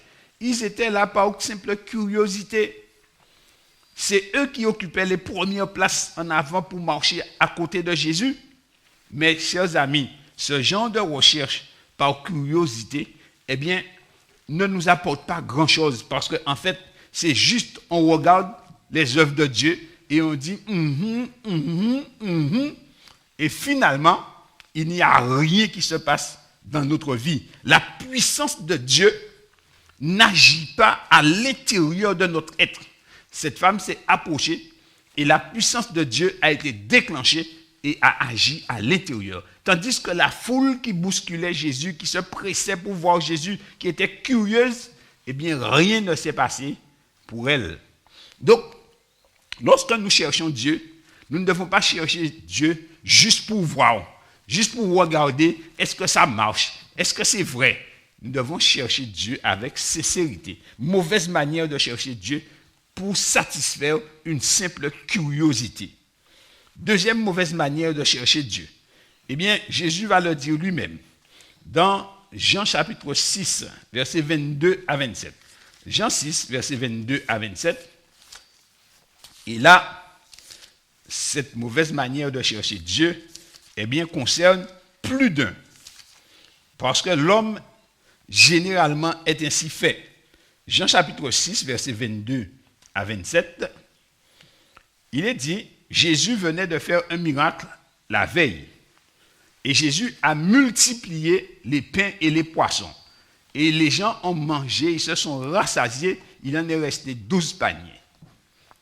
Grand miracle de Jésus. Et quand ils ont vu ce miracle, ils ont dit, mais non, celui-là, il faut le faire roi. Et ils voulaient faire Jésus roi. Mais Jésus a renvoyé les disciples, qui eux-mêmes étaient déjà d'accord pour le faire roi. Et il est allé seul dans la montagne pour prier. Et la nuit, Jésus est descendu de la montagne, il a marché sur les eaux et il a été rejoindre les disciples. Mais ce qui nous intéresse ici, c'est ce qui se passe le lendemain. Le lendemain, versets 22 à 27, il est dit, la foule qui était restée de l'autre côté de la mer avait remarqué qu'il ne se trouvait là qu'une seule barque et que Jésus n'était pas monté dans cette barque avec ses disciples, mais qu'il était parti seul. Qu'ils étaient partis seuls. Le lendemain, comme d'autres barques étaient arrivées de Tibériade, près du lieu où ils avaient mangé le pain après que le Seigneur eut rendu grâce, les gens de la foule, ayant vu que ni Jésus, ni ses disciples n'étaient là, montèrent eux-mêmes dans ces barques et allèrent à Capernaum à la recherche de Jésus. Et l'ayant trouvé au-delà de la mer, ils lui dirent, « Rabbi, quand es-tu venu ici ?» Jésus leur répondit, « En vérité, je vous le dis, vous me cherchez non parce que vous avez vu des miracles, mais parce que vous avez mangé des pains et que vous avez été rassasiés. » Ainsi, ces gens ont produit un effort. Ils ont vu Jésus dans un lieu, ils sont revenus dans ce lieu chargé de bons souvenirs pour eux, puisqu'ils ont mangé du pain et des poissons gratuitement. Et le lendemain, ils sont revenus pour voir Jésus. Est-ce que c'est pour écouter Jésus? Est-ce que c'est pour se délecter de la parole de Dieu, pour méditer sur la puissance de Dieu? Eh bien, quand ils voient Jésus, ils disent à Jésus, « Mais Rabbi, quand es-tu venu ici ?» Ils ont tellement envie de voir Rabbi, ils aiment tellement Rabbi, ils voudraient rester avec Rabbi. Mais Rabbi n'est pas dupe et Rabbi leur dit la vérité. Et Jésus dit, en vérité, je vous le dis, vous me cherchez non parce que vous avez vu des miracles. Ce n'est pas le miracle, la multiplication des pains qui les intéressait réellement, mais c'est parce qu'ils ont mangé le pain. Voyez-vous, chers amis, ils n'ont pas saisi la puissance de la grâce qui a multiplié le pain. Ils ne se sont pas arrêtés sur la puissance, ils se sont arrêtés sur le fait qu'ils ont mangé et que le ventre était rempli. Aujourd'hui aussi, beaucoup de gens cherchent Dieu par intérêt, parce que le Seigneur bénit, le Seigneur donne. Quand tu es enfant de Dieu, Dieu multiplie tes biens. Quand tu donnes la dîme et les offrandes, Dieu te bénit. On parle de bénédiction. Il y a même un évangile de bénédiction, sous prétexte que lorsqu'on est à l'évangile, eh bien, on ne doit pas être pauvre. Ceci est totalement faux. Jésus dit lui-même, vous aurez toujours des pauvres avec vous. Alors, qu'on me dise où est-ce qu'on a vu dans la Bible que tous les chrétiens doivent être riches. Eh bien, beaucoup de gens cherchent Dieu par intérêt. Seigneur, je te prie pour que les enfants réussissent à l'examen. Je cherche le Seigneur pour que les enfants puissent réussir à l'examen. Je cherche le Seigneur pour que les enfants puissent avoir un bon travail. Je cherche le Seigneur pour avoir un bon mari. Je cherche le Seigneur pour avoir une bonne femme. Je cherche le Seigneur pour une bonne situation. Je cherche le Seigneur pour toutes sortes de raisons matérielles. Et des fois, on est aigri parce qu'on dit, le Seigneur ne répond pas. Le Seigneur ne répond pas. Et chers amis, remarquez bien, certaines fois, le Seigneur, de guerre lasse, il nous donne. Et quand le Seigneur donne, on se rend compte que les personnes à qui Dieu a donné l'orgueil s'emparent d'eux. Alors, ils ont un bon travail maintenant. Ah ouais, ils sont contents. Ils sont monsieur, ils sont madame dans la société. C'est ça qui fait leur valeur. Oui, maintenant, ils sont quelqu'un. Mais le Seigneur est vite oublié parce que la maison de Dieu est négligée. On n'a plus le temps pour venir aux réunions. On n'est plus assidu aux réunions de prière. Les choses de Dieu nous intéressent un peu moins parce qu'il faut s'occuper de ce que le Seigneur nous a donné. Eh bien, le Seigneur dit ceci, verset 27, il dit « Travaillez non pour la nourriture qui périt, mais pour celle qui subsiste, pour la vie éternelle et que le Fils de l'homme vous donnera, car c'est lui que le Père, que Dieu a marqué de son sceau. » Voilà pourquoi nous devons travailler. Pourquoi nous devons chercher le Seigneur? Parce que c'est lui qui donne la vie éternelle. Eux, ils ont mangé le pain, ventre rempli, et ils étaient satisfaits. Histoire que tu fais des miracles, là maintenant tu le multiplies. C'est bien, tu le multiplies. Multiplie-le encore, Seigneur, tous les jours. Comme ça, nous n'allons plus travailler. Nous n'allons plus transpirer. Comme le Seigneur est là, il va multiplier. Et on va prendre une belle faveur sur le compte du Seigneur. Mais la vie éternelle, le changement de vie n'intéresse pas les gens. Ainsi, Jésus dit, c'est pas ce qu'il faut faire. Travailler, non pour la nourriture qui périt, mais pour celle qui subsiste pour la vie éternelle et que le Fils de l'homme vous donnera. Et bien aimés chers frères et sœurs, si Dieu le veut, Dieu peut nous combler de toutes sortes de biens matériels. Et pourtant, nous pouvons être perdus avec tout cela. À quoi cela nous a-t-il servi? Nous allons vivre un laps de temps comparé à l'éternité qui est totalement insignifiant, puisque nous vivons 70 ans et pour les plus robustes jusqu'à 80 ans. Ce n'est rien face à l'éternité. Si on le met dans un jour année, si chaque année vous multipliez ça par un jour, remarquez combien de jours que vous vivez.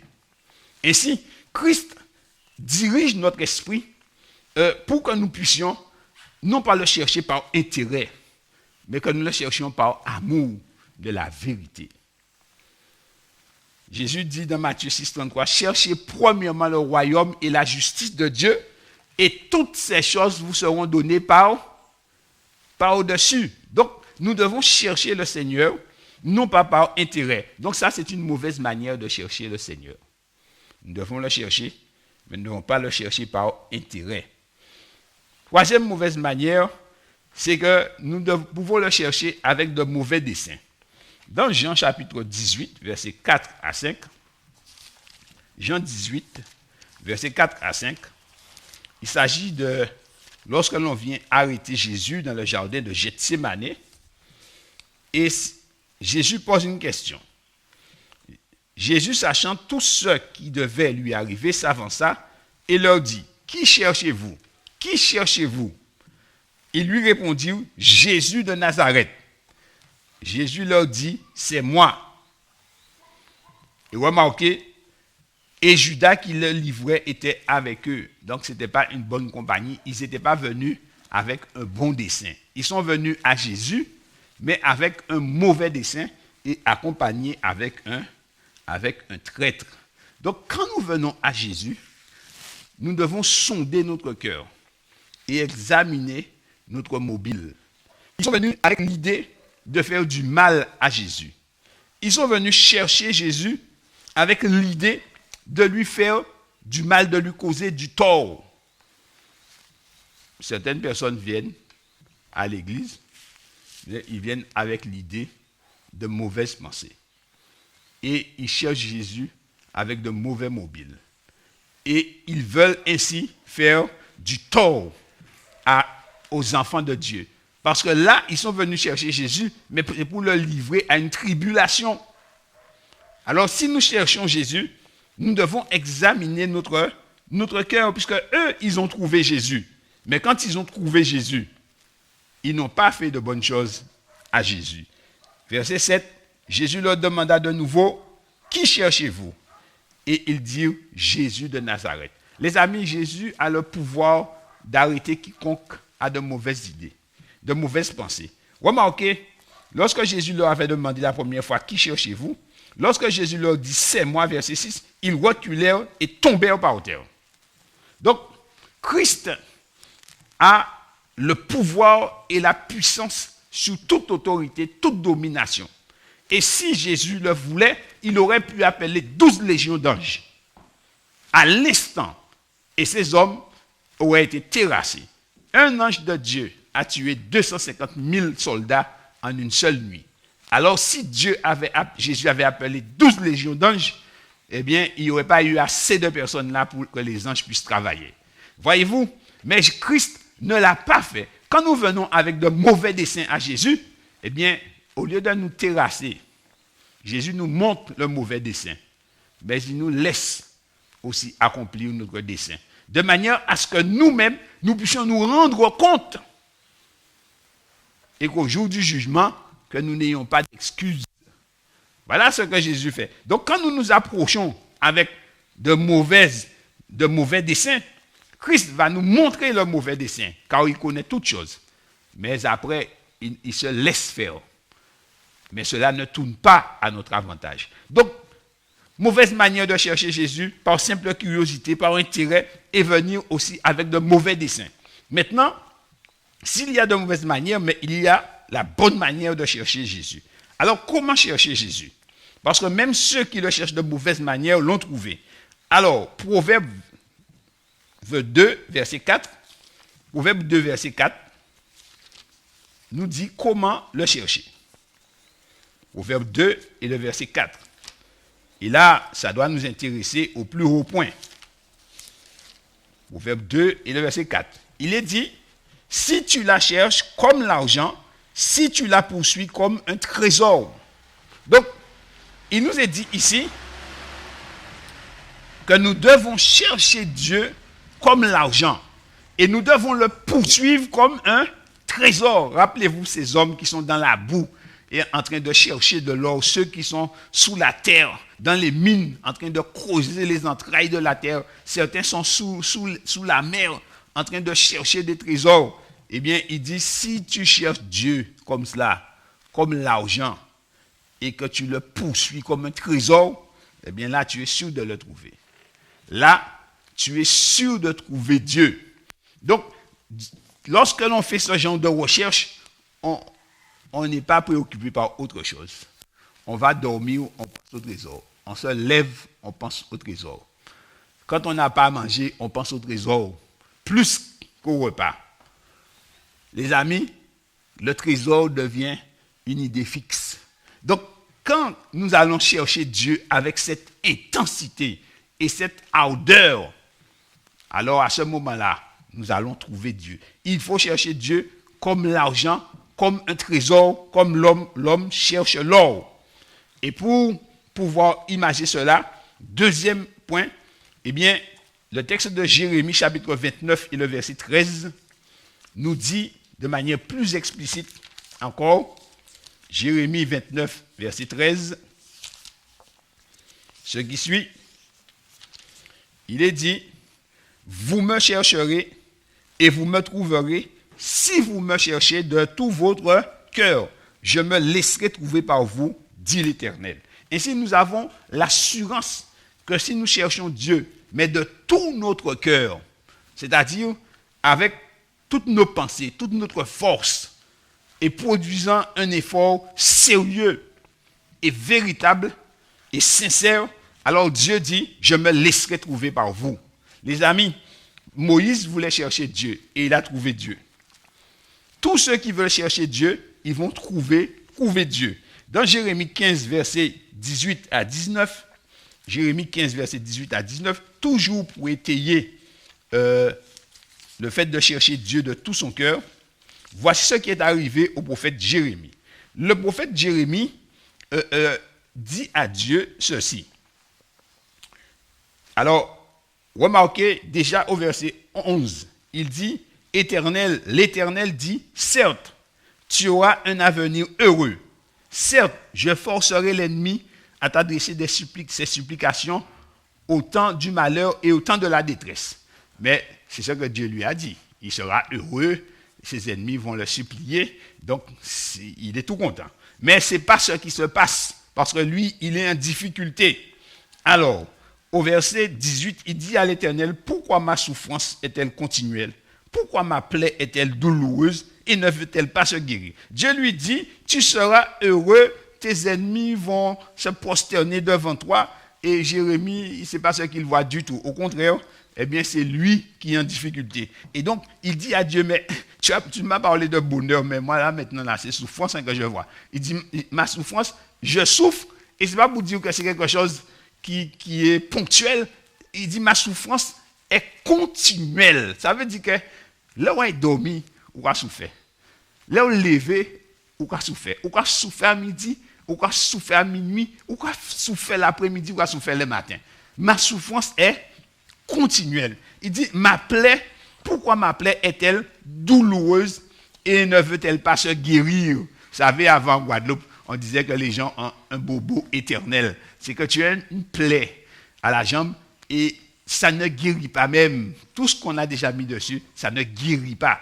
Eh bien, Jérémie, c'est ce qu'il dit. Il dit, mais j'ai une plaie, mais ça ne se guérit pas. Et alors, remarquez ce qu'il va dire à Dieu. Et là, Jérémie, il parle à Dieu, mais il est hardi dans sa parole. Il dit à Dieu, serais-tu pour moi comme une source trompeuse, comme une eau dont on n'est pas sûr? En réalité, il est en train de dire, mais Seigneur, tu m'as promis le bonheur, mais ce n'est pas le bonheur que je vois. Alors, Seigneur, est-ce que tu ne m'aurais pas légèrement doublé dans l'affaire pour me faire accepter la mission?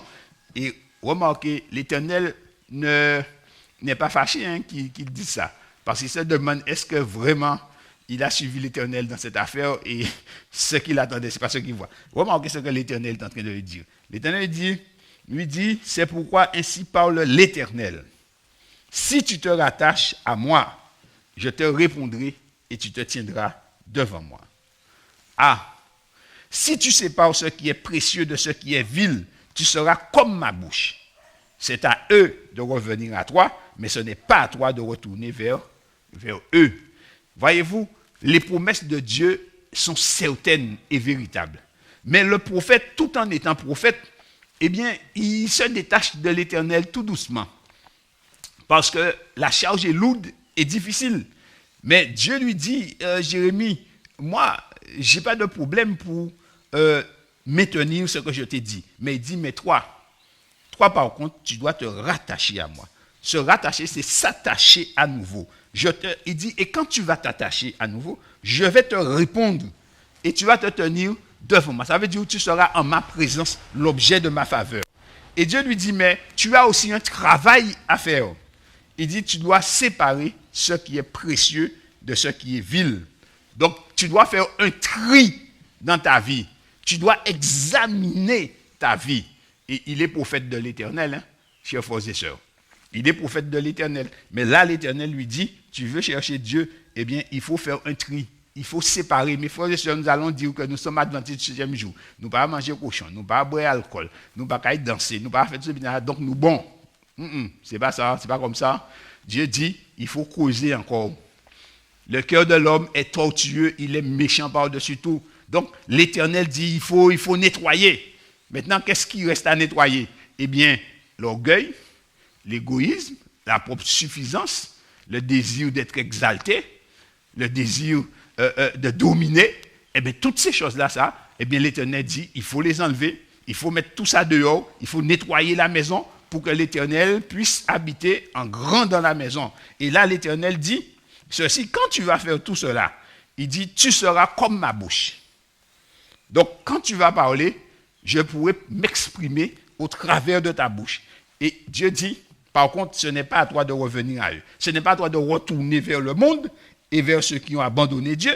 Il dit, mais c'est à eux de revenir vers toi. Et là, Dieu va lui donner la promesse que si on le combat, eh bien, c'est Dieu qui va combattre pour lui. Mais le point clé là-dedans, c'est que il doit revenir, il doit se rattacher à Dieu. Donc, chercher Dieu de tout son cœur. Dans le livre de Colossiens, l'apôtre Paul va nous donner aussi la même démarche. Chercher Dieu de tout son cœur. Colossiens chapitre 3, il est dit, ce qui suit, versets 1 à 2, il dit, si donc vous êtes ressuscité avec Christ, donc ressuscité avec Christ, lorsqu'on a été baptisé et qu'on a été relevé des eaux, on est ressuscité avec Christ. Il dit, si lors de ton baptême, tu es vraiment ressuscité avec Christ, il dit, cherche chez les choses d'en haut, où Christ est assis à la droite de Dieu.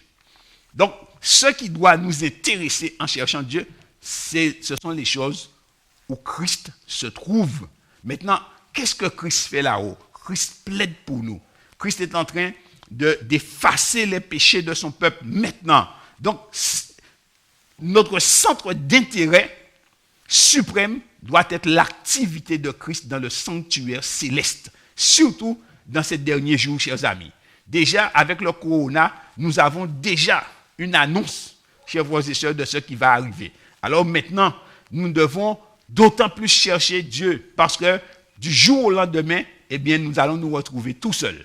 Alors là, c'est ou bien nous sommes en Christ, ou bien nous ne sommes pas en Christ. Donc, nous devons profiter de ce temps pour chercher les choses d'en haut, où Christ est assis à la droite de Dieu. Quand nous les avons cherchées, parce que nous pouvons chercher et trouver, mais il va plus loin. Il dit, il ne suffit pas simplement de le chercher. Mais verset 2, il dit, affectionnez-vous aux choses d'en haut et non à celles qui sont sur la terre.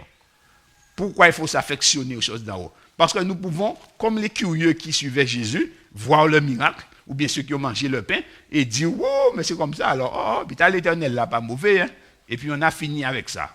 Mais non, il dit, le cœur humain se détache facilement des choses spirituelles.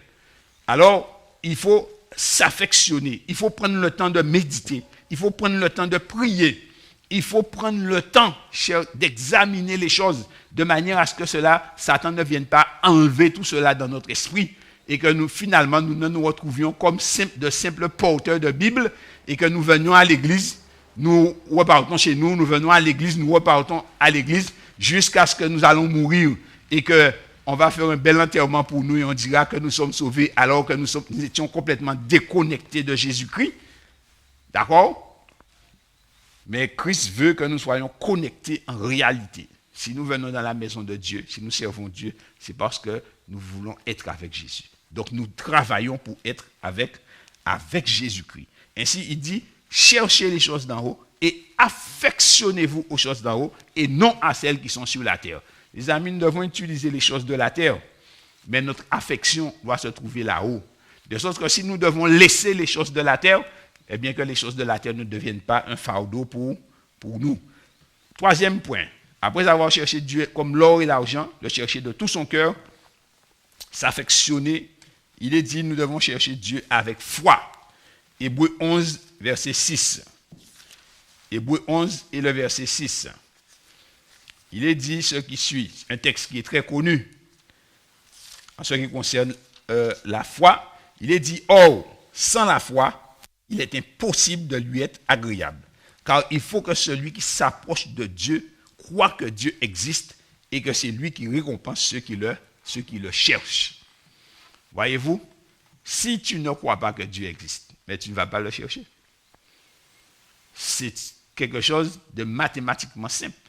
Si pour toi Dieu n'existe pas, mais pourquoi tu le cherches? Mais si tu crois que Dieu existe réellement, alors tu dois croire que Dieu est là et que c'est lui qui récompense ceux qui le cherchent. Donc quand tu le cherches, eh bien il se laisse trouver. Mais sans la foi, il est impossible de faire cela.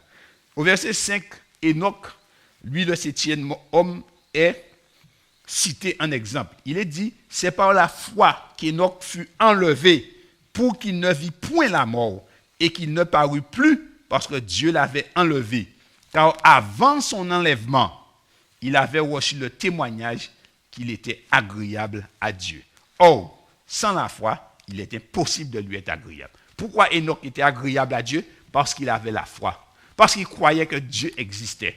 Et puisqu'il croyait que Dieu existait, eh bien cet homme a mis tout son ardeur pendant 300 ans à marcher avec Dieu, à chercher Dieu. Comment il marchait avec Dieu? En accomplissant fidèlement ses devoirs de famille, de citoyen dans la société, d'accord, et aussi de prêtre dans sa famille et de guide spirituel envers ses prochains. Ainsi, Enoch marchait avec Dieu dans la fidélité, dans la simplicité, mais il mettait son ardeur, il passait des heures avec Dieu. Cet homme a tellement marché avec Dieu que Dieu a dit qu'un tel homme, eh bien, on va le faire monter avec nous. Toute son affection était au ciel. Il utilisait les choses de la terre, mais tout son désir, tout son plan était pour le ciel. Et alors, chers amis, les anges prenaient plaisir à marcher avec lui. Les anges prenaient plaisir à chanter le cantique avec lui. Quand Dieu regardait Enoch, il se reconnaissait au-dedans d'Enoch. Et quand Enoch regardait Dieu, eh bien, il se reconnaissait en Dieu. Nous devons nous reconnaître en Dieu parce qu'il est notre Père. Et Dieu doit se reconnaître en nous parce que nous sommes ses enfants. Mais les amis, pour que Dieu puisse se reconnaître en nous, nous devons développer le même caractère que Jésus-Christ. Et c'est ce que nous avons accepté. Quand Jésus est mort sur la croix, il est mort pour nous faire don de sa justice, don de son caractère d'amour. Alors, quand le Père va regarder, il doit trouver Christ en nous. Et nous aussi, nous devons nous retrouver dans le Père. Ainsi, nous devons chercher Dieu avec foi et croire que celui que nous cherchons, il est vivant et que c'est lui qui va nous récompenser. Chers amis, lorsque nous cherchons Dieu ainsi, la Bible nous dit ceci, nous allons trouver un trésor. Et voilà le trésor que nous allons trouver. Ésaïe chapitre 33 et le verset 6. Ésaïe chapitre 33 et le verset 6. Ésaïe chapitre 33, verset 6. Ceux qui cherchent Dieu trouvent un trésor admirable et agréable. Il est dit, tes jours seront en sûreté. La sagesse et l'intelligence sont une source de salut. Donc tu trouveras le salut. La crainte de l'Éternel, c'est là le trésor de Sion. Le trésor que nous allons trouver, c'est la crainte de l'Éternel. Une crainte sincère de Dieu, un respect profond pour Dieu, une adoration qui va nous emmener à réaliser ce qu'il est dit dans Apocalypse chapitre 14. Craignez Dieu et donnez-lui gloire.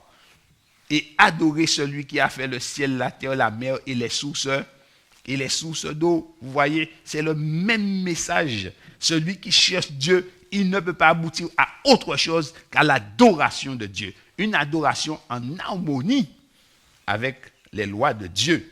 Ainsi, il est dit, la crainte de l'Éternel, c'est là le trésor de Sion. Tous ceux qui seront sauvés auront la crainte de l'Éternel. Ils auront une telle crainte de l'Éternel que le péché ne reparaîtra jamais dans l'univers. Aucun d'eux n'ira jamais vers le péché parce qu'ils ont trouvé le vrai trésor. Et lorsqu'on a ce trésor en soi, chers amis, et qu'on est sur la terre, voilà ce qui se passe, ce qui est décrit dans le livre de Job, trésor qui se trouve en nous, un trésor que Dieu place en nous. L'apôtre Paul disait, nous portons ce trésor dans des vases de terre. Et voilà ce que dit le livre de Job, chapitre 22, à partir du verset 21. Il dit, attache-toi donc à Dieu et tu auras la paix. Tu veux la paix? Attache-toi donc à Dieu. Il dit, tu jouiras ainsi du bonheur. C'est pourquoi Dieu a dit à Jérémie, si tu te rattaches à moi. Alors Dieu dit, attache-toi donc à Dieu et tu auras la paix. Tu jouiras ainsi du bonheur. Le bonheur, c'est pas de posséder de l'argent, c'est faux. Le bonheur, c'est pas d'avoir une jolie femme, c'est faux. Le bonheur, c'est pas d'avoir une jolie maison, c'est faux. Le bonheur n'est pas quelque chose, le bonheur, c'est quelqu'un. Ce bonheur que nous cherchons, c'est Christ. Christ crucifié, Christ ressuscité, Christ glorifié et Christ qui revient bientôt. C'est là le bonheur. Si Christ est en toi et si Christ est à toi, tu as le bonheur. Et comme même tout le monde te haïrait sur la terre, eh bien tu serais heureux parce que tu connais la source du bonheur qui est Jésus. Et il dit, reçois de sa bouche instruction et mets dans ton cœur ses paroles. Il faut retourner à la parole de Dieu et obéir à la parole de Dieu. Et quand tu vas faire cela, il dit, tu seras rétabli. Si tu t'étais éloigné de Dieu, si tu ne comprenais pas ta situation, il dit, tu seras rétabli si tu reviens au Tout-Puissant. Si tu éloignes l'iniquité de ta tente.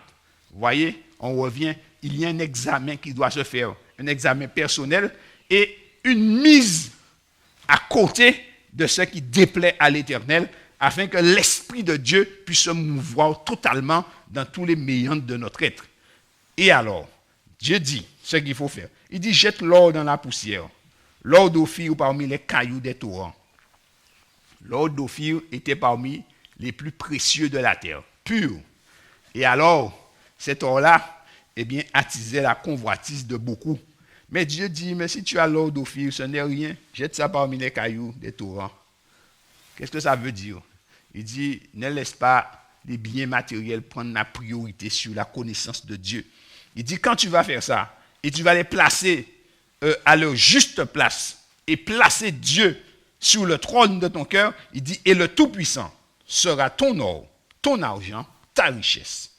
Alors, tu feras du Tout-Puissant tes délices, tu élèveras vers Dieu ta face. Les amis, ce qu'il nous est dit ici, c'est que le Tout-Puissant, lorsque nous allons déposer l'or et l'argent, les mettre à leur place, et que Dieu sera notre or, notre argent, notre richesse, ce que l'homme désire le plus, il dit, à ce moment-là, Dieu, eh bien, il sera notre trésor à nous.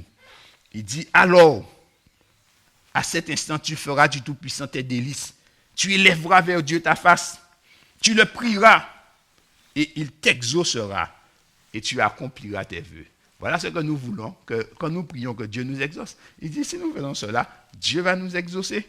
Et il dit, à tes résolutions répondra le succès. Sur tes sentiers brillera la lumière.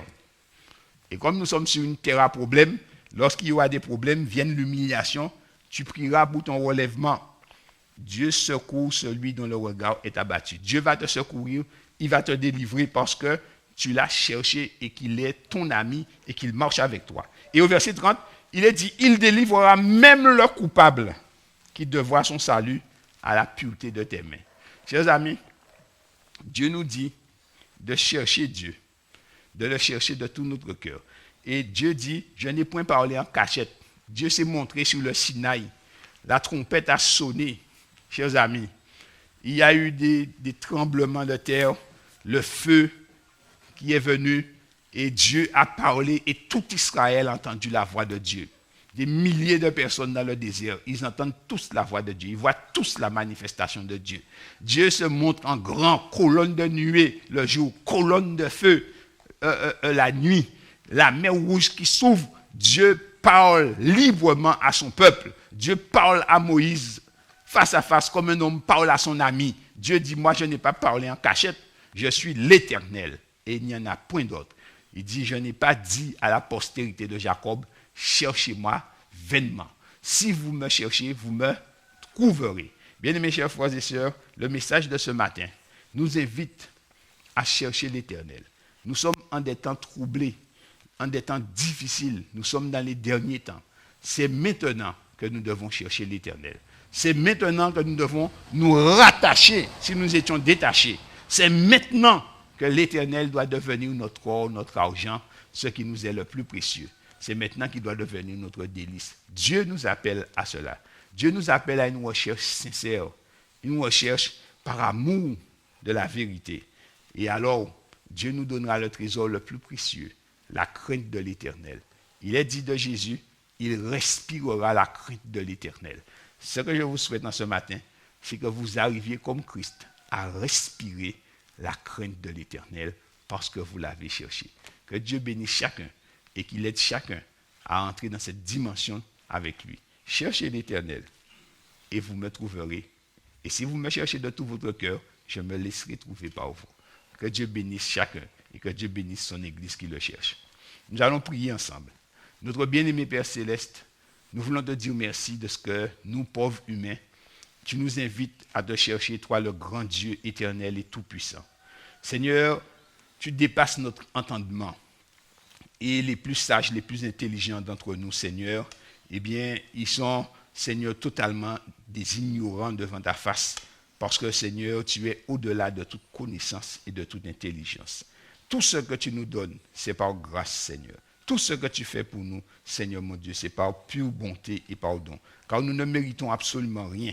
Mais nous te demandons, Seigneur, de nous aider, Seigneur, à te chercher d'un cœur sincère, à te chercher par amour pour la vérité, par amour pour ton Fils Jésus qui s'est sacrifié pour nous. Et permets, Seigneur, que tu deviennes notre trésor le plus précieux ici-bas et qu'ainsi, Seigneur éternel, mon Dieu, tu puisses nous utiliser comme bon te semble afin que ton nom soit glorifié. Bénis ton peuple dans ce jour de sabbat. Toi qui es grand, toi à qui rien n'est impossible, nous te demandons, Seigneur, d'étendre ton bras puissant sur ceux, éternel mon Dieu, qui sont malades, sur ceux qui sont affligés, sur ceux qui sont endeuillés, sur ceux, éternel mon Dieu, qui ont perdu leur travail, sur ceux, éternel, qui se posent toutes sortes de questions. Seigneur, tu es la solution, parce que tu es la source du bonheur. Et tu as plus de 1000 solutions pour chacun de nos problèmes. Seigneur, bénis ton peuple et bénis ceux qui nous écoutent là où ils sont, dans le monde entier. Et exauce cette prière en leur faveur, Seigneur, quels que soient leurs besoins, afin qu'ils croient, qu'ils voient et qu'ils sachent qu'il y a un seul Dieu et que ce Dieu, c'est toi, éternel mon Dieu, qui est, qui était et qui vient. Nous t'avons prié au nom de Jésus et pour ta gloire. Amen. Amen.